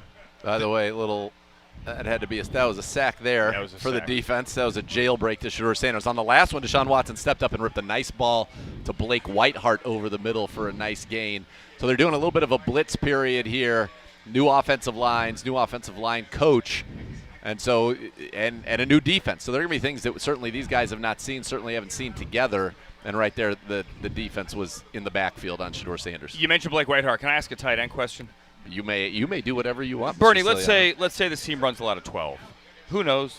But let's say hypothetically, do both of your tight ends need to be a legitimate pass catching threat for 12 to truly be effective? I love tight ends. Okay, so with like the Rams last year and what McVay's doing out there with 13 personnel. So I love 12. I would do 13. The more, the better with it. And correct, they don't really all have to be inline blocking tight ends, or they don't all have to be pass catching. But there's got to be a threat, right? But there's a threat of that, yeah. So, Nathan, do we have a second tight end who you could say legitimately is a pass catching threat that the defense has to honor? Not No. at this point. No. Yeah. No. I mean, Whiteheart is more of a pass catcher than Bates. And I think that, with Ryan and hopefully when Royer gets back here, that's what they're expecting. Royer had more catches, at Cincinnati than Travis Kelce did. He broke Travis Kelce's single season record there. Shador with a shotgun, little play fake, looking, steps up.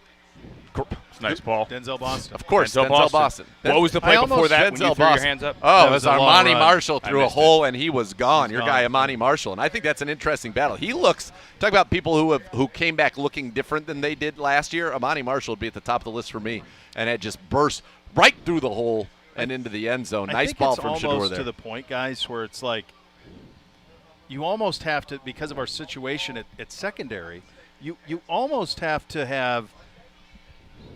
compare the quarterbacks only when they're with the ones. Yes, I think that's 100% Initially, right. I Fair thought point. that this was going to be pretty good, but it's such a disadvantage for the second defense trying to do anything with Denzel. I feel like you could throw to Denzel Boston every time. Denzel, Casey, yeah. Yeah, Casey and you too, need to but get like, those guys so up. You need to get they those gotta, guys they with the gotta ones. come up to give that a better look, because it's very difficult to compare when one's going twos and one's going ones It's just a totally different ask. Shador scrambled out to the left there and ultimately it looks like found Luke Floria late on that one. I couldn't tell from the rush if it was an effective rush. Obviously, it was fleshed out there. Nobody open on the initial play. This much we know. This is the best the offensive look collectively in camp. Yes. Today has been the best Yes. that it has looked. We Yes. will continue.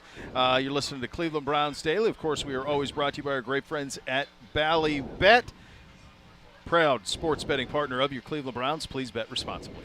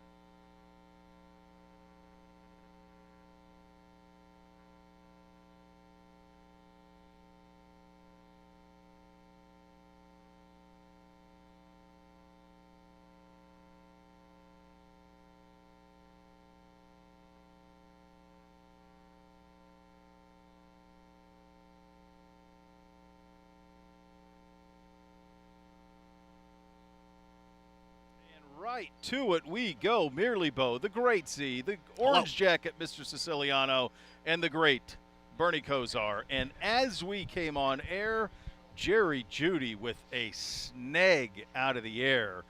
Quiet first couple of days for Jerry. Now 2 catches here in the last 20 minutes as we are well into practice number 3 training camp. The first one with the fans. They provided an incredible amount of juice in what has been, Z, the best day by far for the offenses, both the ones and the twos. Yeah, no doubt about it. And Deshaun Watson having his best day as well. That was a rip down the middle of the field that he threw there to Jerry Jeudy. We get another completion right now out to Casey Concepcion as he and Denzel Boston getting some reps with the one. And the story with the twos is, Shedeur Sanders had a great day throwing the football with the twos as well. And Denzel Boston and Casey Concepcion right now just cannot be covered when they're on against that second defense. And that's really been, I think, one of the stories here today. Operationally, still smoother on the Watson and Gabriel field than it was on the Sanders field. But, that's something that he's got to continue to work on, does Shedeur. But today, throwing the football, he did a great job. And really, the reality is the ones and the twos are no longer apples to apples. The dominance of the receivers on the twos against that second-team defense in the back seven is so apparent that whoever's quarterback with the twos is going to have the better numbers on any tracker that you look at. But this is the best day we've had for Deshaun Watson with the ones, and that certainly is encouraging. Jared Verse right there either was offsides or he was in the backfield as the ball was snapped, both of which not good, depending on your point of view. Bernie, your first look at the 2 quarterbacks today has been it. We're winding down practice. What did you make of the 2 of them today? Well, again, I feel like I'm giving you guys too many compliments. No. Okay? No. No, please compliment away. But That's your right. assessment of it at the beginning of the show today, and pre-snap for Shedeur, post-snap for Deshaun is absolutely kind of glowing and telling today. Both have gotten better from what you articulated. Sure. From the first couple days of practice and stuff. Deshaun has missed a few post-snap, but he looks real good throwing it. And Shedeur's throwing the ball really good today, real good. But still has a little bit of the motion penalties and not as crisp getting to the ball and getting to the line from a mental perspective as it looks like Deshaun is already. Mrs. Casey Concepcion there to Shedeur Sanders. And then the other thing, Andrew, is that it was true in minicamp. It was true in the OTAs. It was true in the rookie minicamp. And it's been true in this training camp. Denzel Boston continues to look like maybe the best receiver on this football team. Yeah, we keep saying he's a dude. He's clearly a number 1, not just because of his size. But at the same time, I do think, because we're going to praise Denzel, and we have for weeks and hopefully for years, I think Casey can the last couple of days. There's a lot of talk in rookie minicamp. Oh, he bobbled that ball. Oh, that wasn't a hands catch. Oh, like the drop's going to be a thing. I'm not saying it still won't be a narrative at some time. But wasn't a narrative? It was real. It was real. No, you know what I mean? I mean, it was real. Yeah. Maybe narrative was the wrong word. Yeah. A story, like a real thing. Yeah.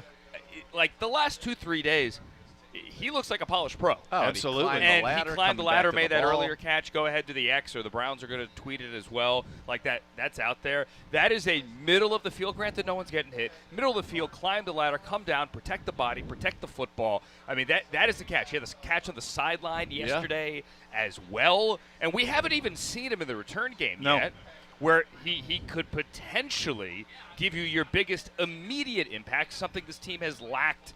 I mean, God bless, since Josh Cribbs walked out the door. Yeah. So, they both, check the box on the rookies so far, at least the beginning. The first 3 picks, Spencer Fano as well. Everything looks great. Thrown away there by Shedeur. To the initial statement of Denzel Boston, Ward combination. And actually, Boston's looking so good that I'm having literal flashbacks of looking at Webster Slaughter the first week or 2 of practice. Yeah. And Webster Slaughter and Hanford Dixon went toe-to-toe all practice with me kind of egging it on, and it became Webster in game days then, became so easy to make plays against other people. I could see Denzel even making Boston even better, quicker, and even me right here, I would be so, if I was playing number 2s against this number 2 defense, Denzel Boston would get the ball every single time the numbers told me to do that. I think we're probably got to be getting close to the point, too, guys, where we see Boston and Concepcion against Yes. Ward and Campbell. Sure. Yep. You know, we're 3 in. We really haven't seen it much. They worked him in a little, but we really haven't seen him consistently work against him. Not that they're going to supplant, because you're going to need all 4 of those guys at the top. Those guys are locks. They're all of that. But what Bernie said, you get excited, because I'd love to see Boston go because against Ward. whoever the Q is Yeah. in the first couple weeks, couple games of the season, Boston throwing fades to against NFL defensive backs. I could see. I want to do that right now, so that'll for sure be part of the game plan. So getting him to run routes all camp against Denzel Ward, the top corner in the NFL, is going to amplify his development as a rookie receiver. Yeah, that'll be fun when we get in the pads, get some of those one-on-ones as well. Yep. D'Angelo Ross, nice PBU on the last one. Shador looking for Cedric Tillman. So 3 in a row have hit the ground for Shador here. Rolling right, throws, checks it down. Looks like a short gain underneath. Rex Sunahara is 6'5". I can't see anything. Rex Sunahara is a big dude. He is a big dude. He is a big dude. Great guy as well. Very nice young man. Did you work yourself into making a few throws? I saw you over there maybe politicking for some throws with him. No, I was Bjorkes. Actually, I what I did, throw. I was enhancing their drill. Bjorkes was practicing throwing Oh. like fades, but I'm like, you really need to start off as though you're the holder, and then spin there you around go. and Yeah, throw. there you go, right, there you because that's what we're doing here. Did you guys see Matt Ryan had to throw a little bit in Falcons Nope. practice yesterday? That's no unreal. joke. Yeah. I What can't is believe they going did. on? Now, Why didn't I get a call? Penix is doing one-on-ones today. They So know at me least down have there. that. You have to have a college reunion you could go to. Dovetail that in. 26th. I already have a good-looking Falcons jersey. I You're could ready to throw go. on. Number 1, Jeff George. There you go. Of course, it's Jeff. Oh George. man! Oh, we got a Bookie pick. Watson. We got a pick. Nathaniel Buki Watson goes up high. Was that on Dylan? I believe that was on Dylan Gabriel. Yeah. Not to be confused with Young Gabriel. Young Gabriel. Buki it. We've lost him. We've lost Young Gabriel. Where'd young Gabriel go? I don't know. Well, he's got work to do, I think. We got ownership press conferences. Hello, Coming Gibby. up. Yeah, we got a lot. He's setting up that. Okay. It's our 4th different setup today. By the way, Sooner you around, things guys great. are doing a great job. Exemplary job. Yeah, if I may think. commend Working you hard. By the way, I've already made the ask. for that spot. To Monday, potentially. Oh, gosh. Oh, wow. People receptive? There'll be a conversation later today. I feel like I'll be here. I just think I might be here till like midnight tonight. Oh. There'll be some conversation. Oh, this Nice ball. Do you need Brendan an Bates. influencer to Brendan Bates, push? who's the quarterback there. Can't see. I think Dylan. I mean, Yep, Dylan. Still Dylan Dylan, yeah. standing But behind Rex Rex, Sunahara yeah. is a bad mix. So the reality is we want to deliver the best product to our sophisticated football audience. And That's right. It's very difficult to do that from right here. Yeah. It is. Yeah, that would be a nice perch. That would be prime. Or Prime real estate. Gibby, the other answer is if you can't move it, give me the wireless or Gerard. We'll walk over there. Oh, no. Let's stay with Plan A. Right. Let's not. Like we had real. I'm not positive trying to movement rain on your parade. on boys. Plan A. Yeah. Like, you know. Plus this.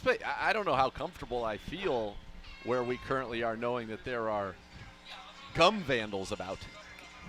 Yeah, there are.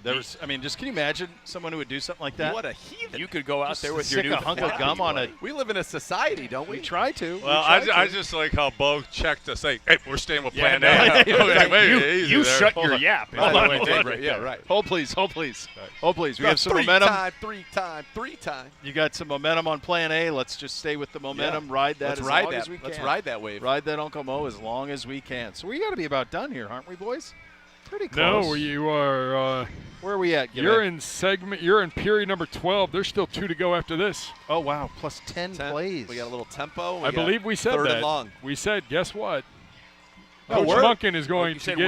we're in 12? If you come out Yeah. to training camp, you're going to see a full 2 hours. Yeah, you're going to get your money's worth. There's been a lot of football, Bernie. Well, you know, from a coaching perspective and making your mark on the team, how you start is you only have one chance to make a first impression, and the first impression of the coach with the fans out here to let everybody know this isn't vacation time. Nope. This is tough time, working hard. So it's also purposeful, I believe, not only to show us the fans and everybody, but show the players we're going to work hard on a hot day like this. He says everything they're doing is about winning, and if we're allowed 2 hours or 2 hours and 15 minutes to practice, we're going to practice for 2 hours or 2 hours and 15 minutes. We're going to practice for every minute that we're allowed to practice. And you mentioned the Heat.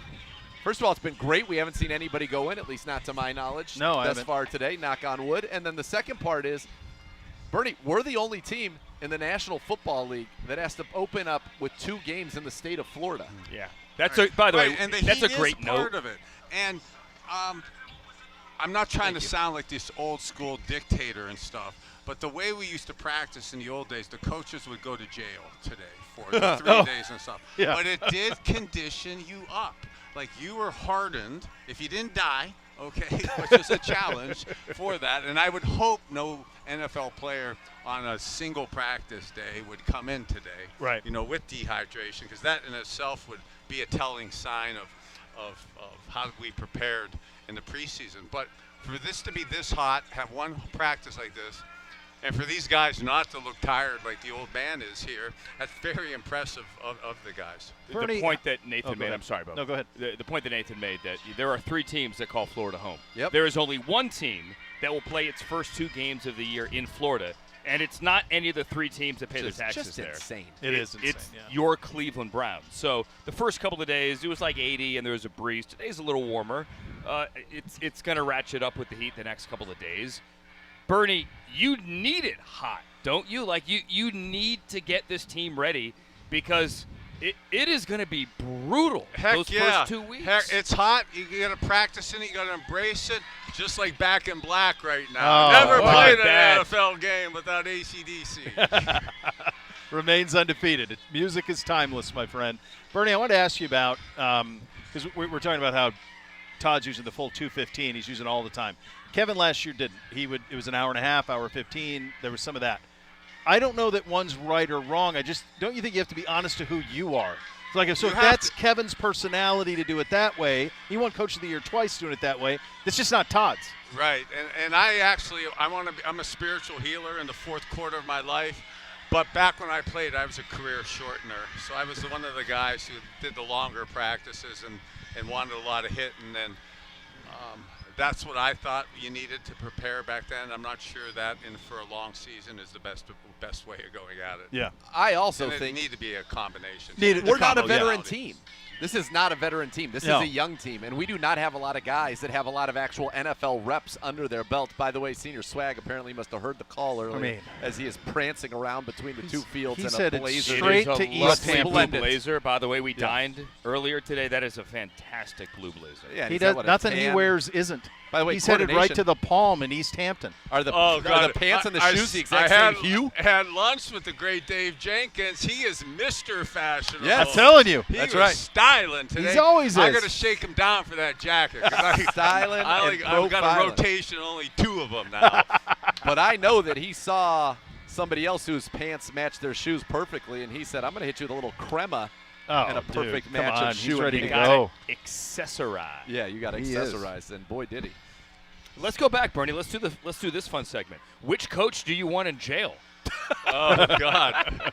Hey, no, when I think through, I don't want him in because I was the guy that embraced that type of tough practices. But I go back and I think of Howard Schnellenberger. Jimmy Johnson came, and I'm so proud to have been with Jimmy Johnson 3 times. Coach Shula was there, and he bragged about doing 3-a-days and stuff. Marty Schottenheimer did 2.5 days. We were so tough that Snellenberger was so tough that we thought Jimmy Johnson was soft on us. Wow. For the first. I mean, in that Cowboys documentary, the guy gets hurt in one of the first Cowboys practice. He's like, Get him out of here. Get him out of here. Hey, I love. God bless Howard Snellenberger is looking down from the football heavens on us. But he literally, with 100 guys on our football team, I go, how did you know when to end practice? Because we just seemed to apparently go. He goes, I'd wait till 10% of the team was hooked up to IVs after passing out. Jeez. So in August, we would practice until not just they would pass out, they had to physically be hooked up to the IV to end practice. in that era. and was- I love you, Coach, but you would be in jail. Yes. So there's your answer. In that era, was there resentment from the other players to the quarterbacks? Because at the end of the day, you guys just have to throw. So the Howard Snellenbergers, the Don Shula's, the Jimmy Johnsons early in their career, the Marty Schottenheimers, that they almost made you godlike with the quarterback. So mess with the quarterback at your own risk. I got Okay, so the organization franchise. and the Yep. coaches would get rid of them. I mean, unbelievably, they just didn't let that happen. And it was, I love our country where it's a big democracy in that, but not in football back in those days. It was a dictatorship. That's the way it was. Yeah. Yeah, totally different times than we're currently living in. And the other thing, and we talk about this all the time, these guys don't ever really get out of shape. No. You know what I mean? Like No. they're year-round, they're training. Like there's none of that stuff that's going on. We're going to take a quick timeout. Those are your hot topics today, presented by University Hospitals, official healthcare partner of your Cleveland Browns. On the other side of this quick timeout, we'll be back to some 11 on 11 that we can't wait to paint those pictures for you. You're listening to Cleveland Browns Daily. We're presented by Bally Bet, official sports betting partner of your Cleveland Browns. Please bet responsibly.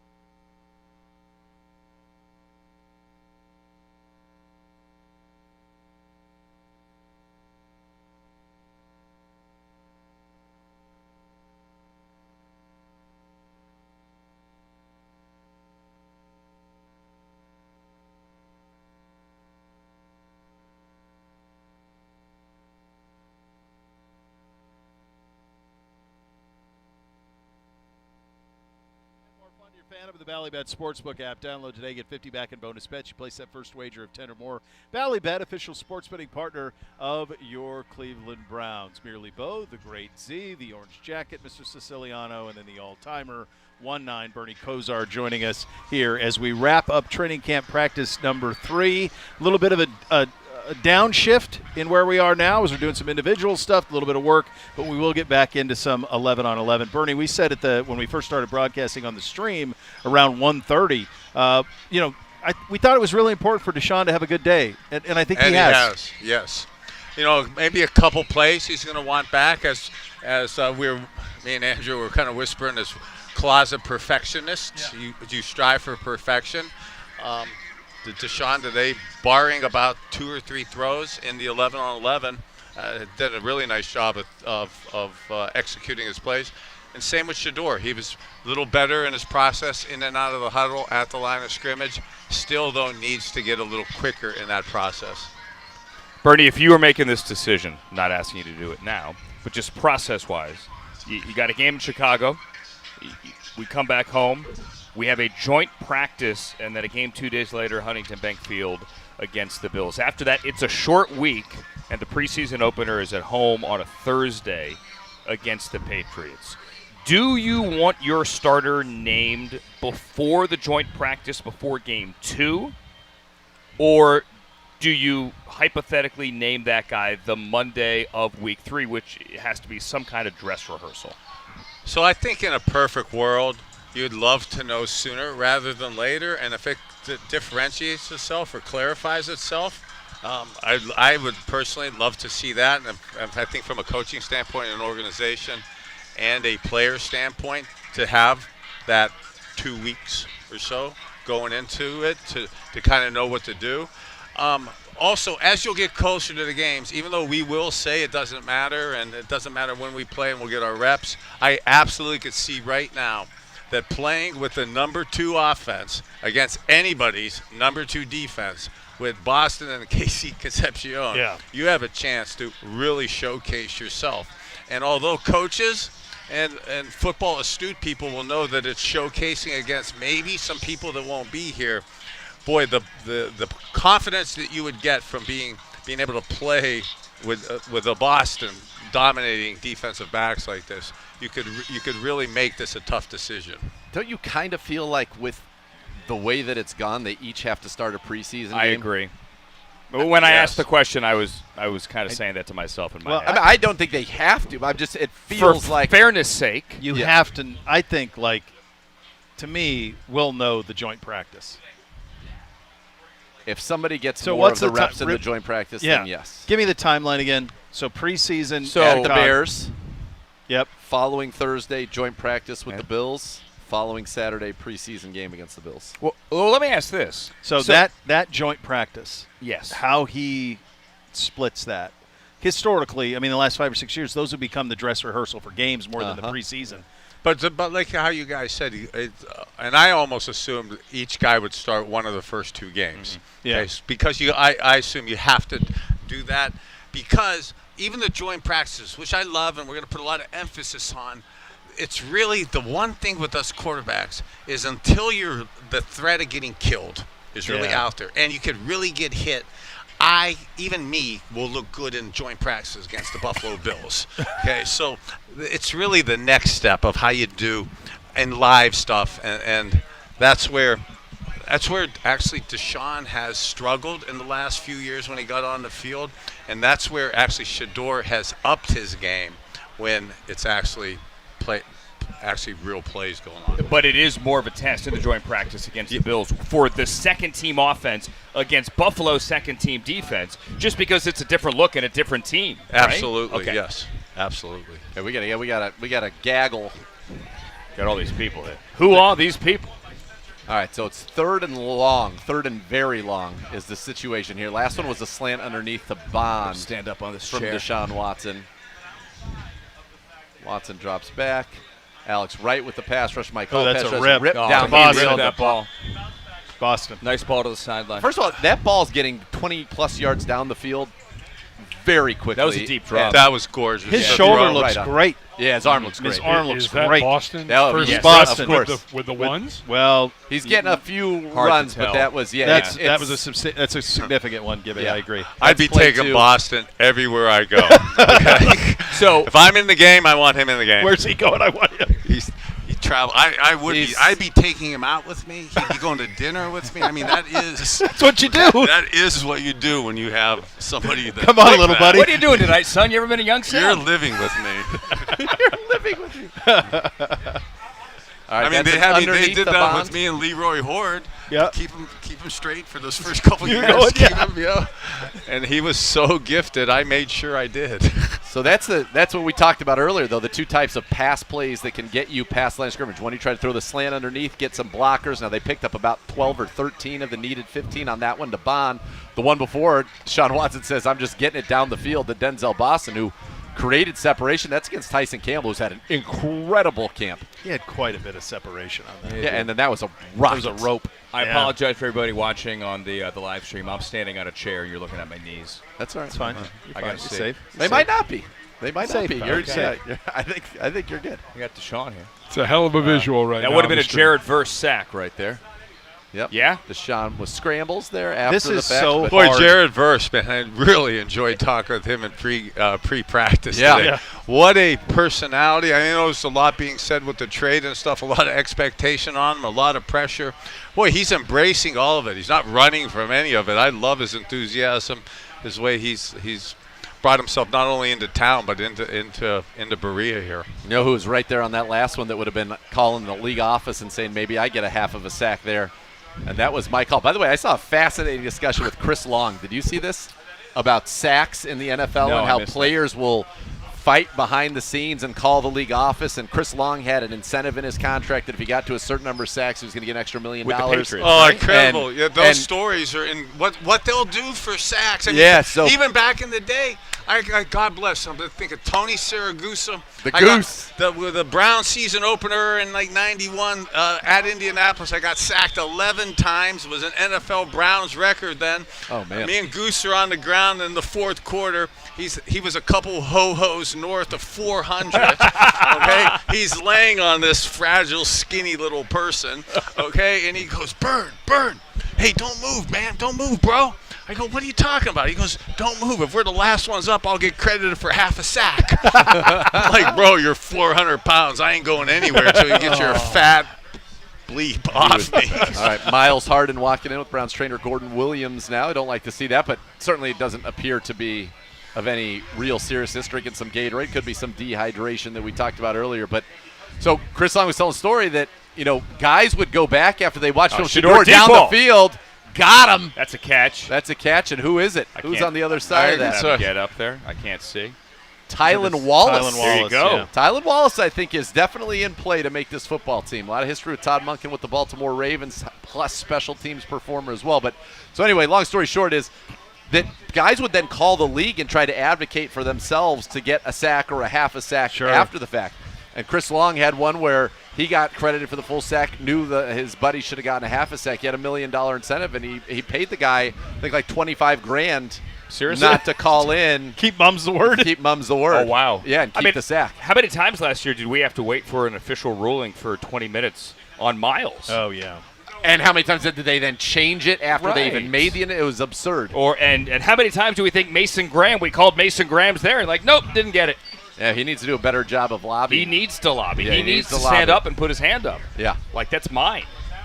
Well, you had a lot of savvy veterans who were very good at putting Shelby their hand was up on very that good team. at it. the Shelby more was the very more good. years in Very the good league at you get a Malik little was very crafty good at at that. Shelby was Shelby. pretty crafty. Did you guys see? I know you watched the quarterback show where Flacco had to do the quarterback sneak. Have you gotten that far yet? I'm not that far yet. Okay, no. so late in the season when they took Burrow out and they put Flacco in against us, Week 18. Oh, yeah. right. Yeah. They put Flacco in for the quarterback sneak, and Flacco's mic'd up. He's like, "This is so embarrassing. I can't believe." Like after the fact, he said, "I can't believe they were cheering for me. Like who? Like what a loser I am that they're cheering for me." But anyway, he gets to the line. Everyone knows it's a sneak. Batted ball Oh! caught by Batted Shador. ball. Shador and caught his Isaiah own pass. McGuire with the bat and then the sack. Nice rep for Isaiah McGuire there.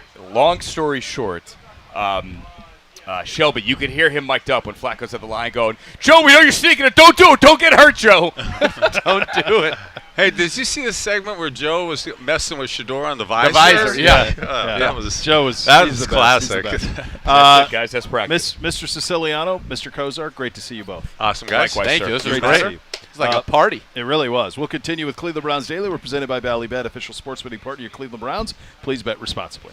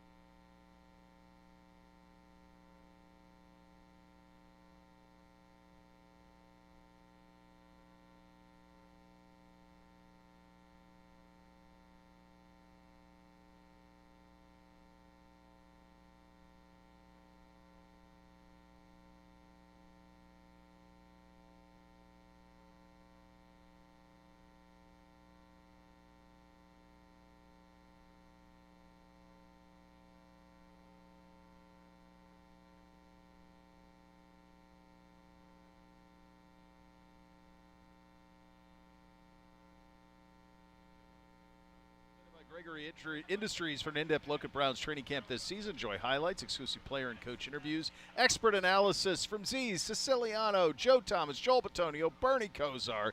Catch every episode of Training Camp Insider on the Browns' official YouTube channel and clevelandbrowns.com. We intend on taking a press conference with our ownership, owner Jimmy Haslam, managing partner J.W. Johnson. We anticipate that happening here at any moment. It is happening just adjacent to us now, and it looks like they are pretty close to ready to go. Let's take it there live. If Kev, you got it.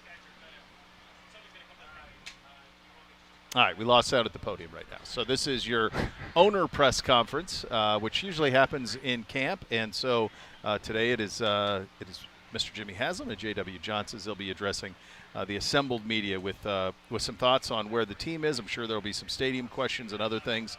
Do we have that back, Kev? All right, let's take it live. Hard, as you can tell, we work hard in camp, 2 hours today. Really 2 hours every day, but off to a good start. The young guys are performing well, and excited to see what happens as we try to stack up good practice after good practice. Yeah, not much to add. Just excited to see these young guys. Everybody's working hard. I think you'll see coaches are coaching the coaches and coaching the players hard, and that's exciting to see. And everybody's just ready to get to work. And we're early in camp, but we're excited about the early results. Questions? How do you guys feel about the fact that you headed back into training camp still with a two-way quarterback competition going on as opposed to sort of knowing where you're going? You want to take that easy one? Listen, I think all these guys are coming in and working hard. I mean, you see what Deshaun's done. Obviously, unfortunately, with a bunch of injuries that have been season-ending the last couple of years, but he's put in the work. Shador's really done a great job. He's been here a lot all spring, working hard. Dylan, Taylor Green. So, look, we all know that the quarterback position is that we need to figure out at some point in time, and then there's 31 other teams that probably need to do the same. A lot of guys have franchise quarterbacks, but we're excited about how hard the guys are working. We're excited about Todd and the staff working with them to put them in a position to be ready to go this season. Jimmy, how do you balance the fact that this is kind of a transition period with having high expectations? Well, I don't know about high expectations. Let's say improved expectations, okay?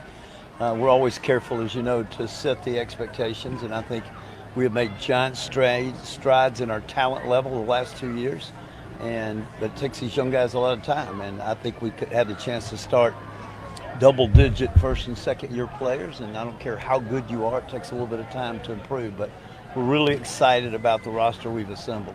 Jimmy, the dome question, of course, many questions with the dome, and a couple of months ago, one of your officials said there might be some sticker shock when fans hear the first prices for the PSLs. What more light can you shed on the prices fans can expect for PSLs, maybe even a range? Yeah, well, I'm not sure who said that. We actually had a meeting on it today, and I can unequivocally say this. We have made no decisions on pricing for either PSLs or tickets, okay? And we have a lot of work to do. I can tell you this. One of probably our number one overarching goal is to have as many affordable tickets as we can because we got great fans and they deserve it. Jimmy, how much did you contribute to the decision to trade Myles Garrett? That was Andrew's decision. Obviously, I don't know what Andrew shared with you yesterday or in the past. That's some conversations we'd had for a while before it was announced, and the Rams were a good partner there and kept it quiet. But a decision like that, ownership is going to be involved, but it's Andrew's decision, Andrew's recommendation, and in this case, ownership blessed it. So let me just follow up and say, why did you approve the trade? Well, one, I think we got a really good player back, and I think you saw him today, a really good player who's 25 years old and still on his rookie contract. So that's the biggest reason. And then we picked up a 1, a 2, and a 3. And, I think we all realized the 3 years we didn't have number one picks due to the Deshaun trade. And one of those years, I think we didn't even have a second. And the value of those picks, as we proved the last 2 years, are tremendous. So Myles is an unbelievable player. I mean, I was thinking the other night, take Jim Brown, Joe Thomas, Myles Garrett, they are first ballot Hall of Famers, world-class people. And so it was not an easy decision, but we've made it and we're moving on and excited about Jared and excited about those 3 draft picks. Would you welcome back today Dean Carney with You know, that's an Andrew decision, but yeah, I think so. If Andrew says he thinks he can help us, we will. Jimmy, off of the, after Miles was traded, there was concern. What about who might be next? Denzel, but you got in the last couple of days, you've gotten Denzel under contract. So Grant under contract. So how important was it to have those guys under contract beyond the next couple of years? Yeah, I would say this is, you don't just decide on Tuesday you're going to re-sign some guy and do it on Wednesday. It takes a while. And so we've been working with both those guys. They both played their entire career with us. They're really good players, they're really good people, and they're now the cornerstones of our defense. So it's great to have them to have them tied up for several years. And it's great to see them out here. I mean, both of them make a big difference. In terms of that, do you feel like your expectations then are the same for this defense, which has statistically been the best over the last 3 years? I'll say, listen, obviously we've had a lot of success. We're really excited about Rudy and what he's doing. We're really not changing much of the scheme.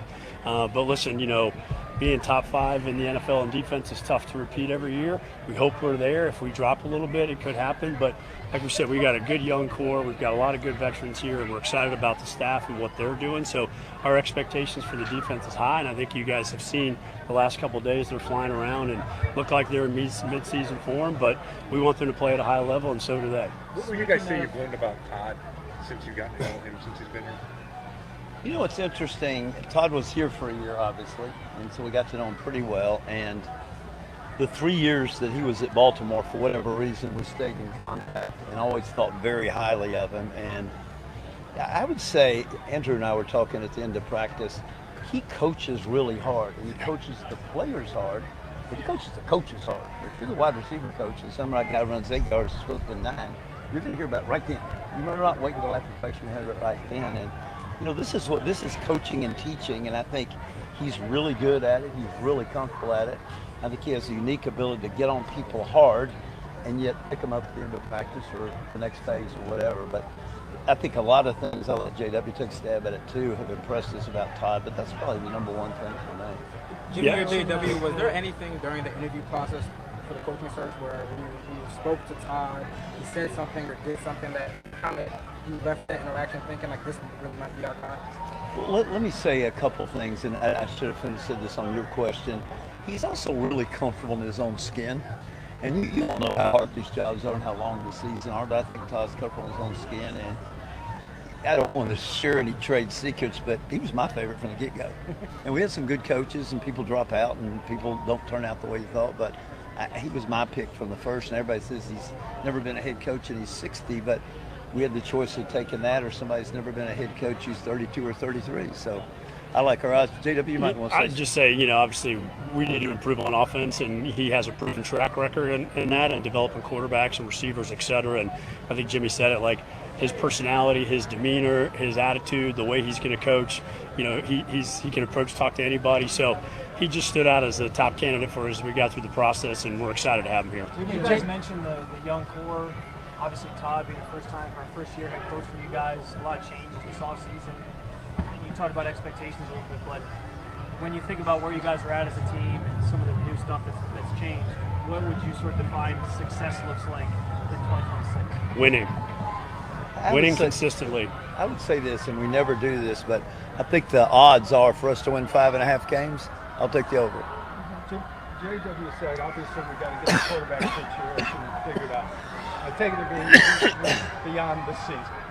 So, when would you like to know which quarterback is going to be playing in the new stadium in 2029? Well, I think that's a long way. That's a long way out. I think what Monk said the other day, we'll know by the first game who the starter is going to be, and I think this year. But I think listen, somebody might have a great year and they're our quarterback forever. Okay. Or somebody, neither of them might. I think it's way, way, way early to be talking about who's going to be our quarterback next year. We got to figure out who's going to start the first game. If Deshaun Watson plays the way that you guys hope he does if he wins this job, can you see a world in which he's around beyond? Yeah, I think there's all kind of possibilities out there. So yes, but here again, we got to get through practice. I think our quarterbacks will play in the exhibition games. That's obviously Todd's call. Yeah, I'd say and figure out who.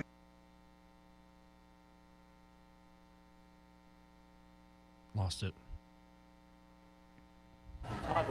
Back. And I just wonder, what have you seen so far in this camp?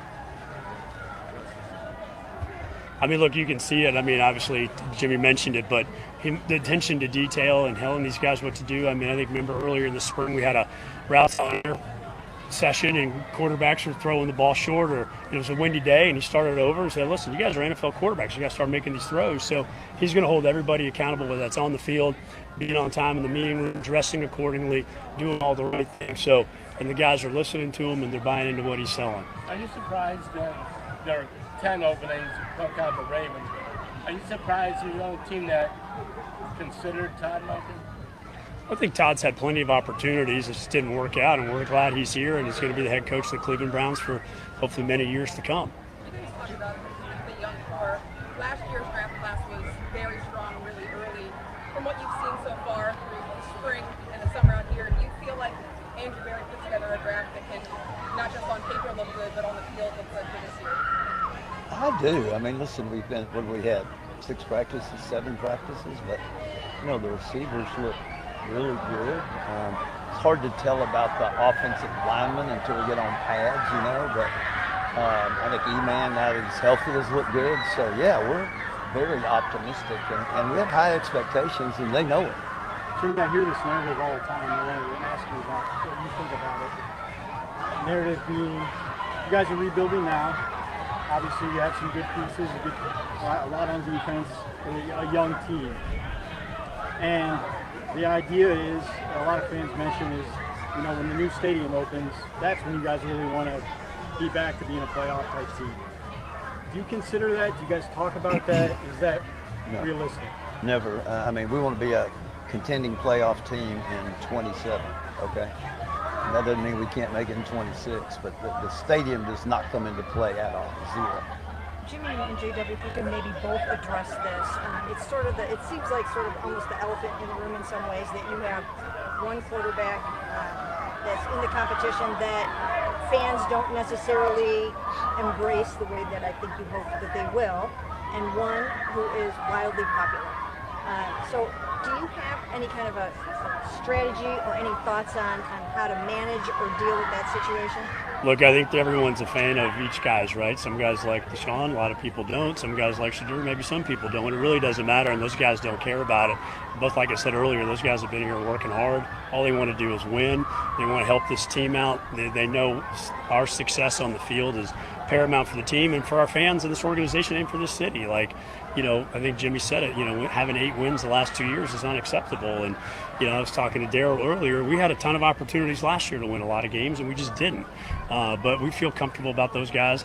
Whoever wins the job, we're going to support them. We hope the fans support them. And, you know, the best thing they can do is play well and win football games, and that'll change the narrative. I think one thing I've noticed about fans is if a player plays well, they tend to change and like him. So we'll see. Jimmy, I think last year we talked about how it was important to see the rookie quarterbacks play given the 4-man competition. This year with Shadur being so much younger, do you feel there's a need to see him on the field at some point if he doesn't win this starting job? I think it's a question for Todd. I'd be irresponsible for him. Jimmy, one more stadium question, if you don't mind. What still has to be decided? What still has to be done from the planning stage with that project? Well, I think we're in great shape on the planning stage. All that's done, the design's complete. We've been under construction for, 6-7 months now. So there's a giant hole over there. And I think we're starting to put steel in the ground to shore things up. So that's in good shape. There's still a lawsuit against the state that needs to be resolved. We talked to the governor quite frequently, and we do think that'll be resolved. You all know how the justice system works. I don't know if that's 2 months or 2 years. That's not going to hold up the project. Not going to hold up the project. I think we've said that consistently.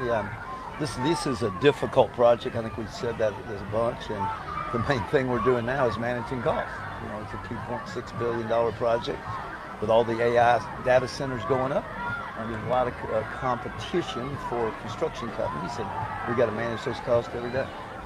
Jimmy, is ownership at the center of 2 of the biggest trades in sports with Myles Garrett and Giannis? Have you thought about the similarities and as well as, you know, kind of like the long-term rebuilding projects and how you want to go about that with both So, good question. So, my dad's 95 and a half, but he still follows every sports move we make. And he called me up after we traded Giannis. He goes, do you know that in the last month you've traded Myles Garrett and Giannis? I said, yes, sir, I know that. Listen, it's all about what you get, okay? And Giannis, generational player, won a championship, but we felt the need to get younger. He was the best asset we had. We had mortgaged our future going forward, and I think we got 4 really good players, and we got 2 draft picks, number 1 draft picks, a couple of swaps, and a second. So, time will tell. We've got to use those picks wisely, just like we have to do with the Myles trade. But cautious optimism, although you got to be realistic. Rebuilding is no fun. And the NBA is, I think it's actually harder to rebuild in the NBA than I do the NFL, but we'll see. Jimmy, and obviously you guys have been more conservative in these last 2 off seasons. And then you mentioned 27, you really want to be playoff contenders. Do you kind of consider it kind of being back all in when we get to next Yeah, I offseason? think listen, managing the salary cap, and Andrew and Chris Cooper do a great job of that. And I think we'll be in, listen, we could do it this year. I think you want to time things. And I think next year, depending on how we play this year, we haven't played a game yet. But if we play like we think we can, our young guys produce, and I think, here again, that's an Andrew question, but I think next year might be the time to dip into free agency. Although you have to realize when you go into free agency, you're going to overpay. You just are. And so you got to keep that in mind and balance that with value of draft picks. Jimmy, Couple more? Jimmy, when you talk about 26, so what is 26 of you? Continue to get better. Continue to get better. And you're wise to play. What'd you say? We played ugly? To not play ugly. And I mean that. I'm making a joke, but I mean that. I mean, we want to be fun to watch. You know what I mean? We want to play hard, not make mistakes. Looks like we got our act together. It's something we didn't have the last 2 years, and expectations are we will this year. Terry, I just want to say we're not punting on this season by any means. 27, whatever, that's great. But we have high expectations for this team. Like I said, we had a lot of opportunity last year to win more games than we didn't. But this year is by no means a punt whatsoever. We're excited about how we're going to play, and see how the schedule shakes out. But the guys are ready to win this year. There's no mandate like, hey, we got to just focus on 27 and beyond. It's every year we want to win. Jimmy, this is year 15 for you as the owner of Browns, I think. How would you summarize your tenure as the owner of the team? I'd say on the field, not very good. Okay, and I think I said this spring, but listen, we're blessed to get to do a lot of things. Hopefully, most of them go well. But our on-field performance, and this is more D and I, not Whitney and JW, is something that keeps us awake at night, and it's unacceptable. And I hate it the most for our fans because they deserve better than that. So we're working hard every day to not have that same kind of performance we've had in the past. But we don't have our head in the sand. We know we've not performed. Jimmy, since you guys put this hard project together, a bunch of teams around the NFL have unveiled their own plans to build their enclosed stadiums with clear roofs and things like that. Can you just touch on the competition for those big events that you're hoping that this new building is going to be able to lure to Cleveland? We have competition in big cities like Washington D.C. and Kansas City and whatnot, and how do you see that playing? Yeah, well, I think if you look at where consumers are spending their money, it's on sports and entertainment, and those concerts are entertainment. And unfortunately, in Cleveland, with the weather we have and the way the football season works, you're probably only going to have the opportunity to have 2 or 3 of those. We're hoping we'll have 10 to 12 big events and then a bunch of medium-sized and smaller events. Is there competition? Yes. The competition tends to be geographic. And so I don't think anybody's in our immediate area. Maybe, I guess Buffalo's outside, so it doesn't.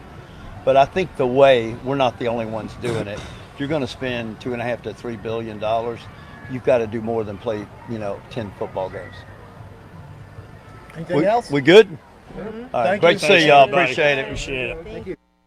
All right, there you go. Our ownership, Jimmy Haslam and J.W. Johnson, addressing the media. State of the state, if you will, Dr. Z, as we wrap things up in hour 1.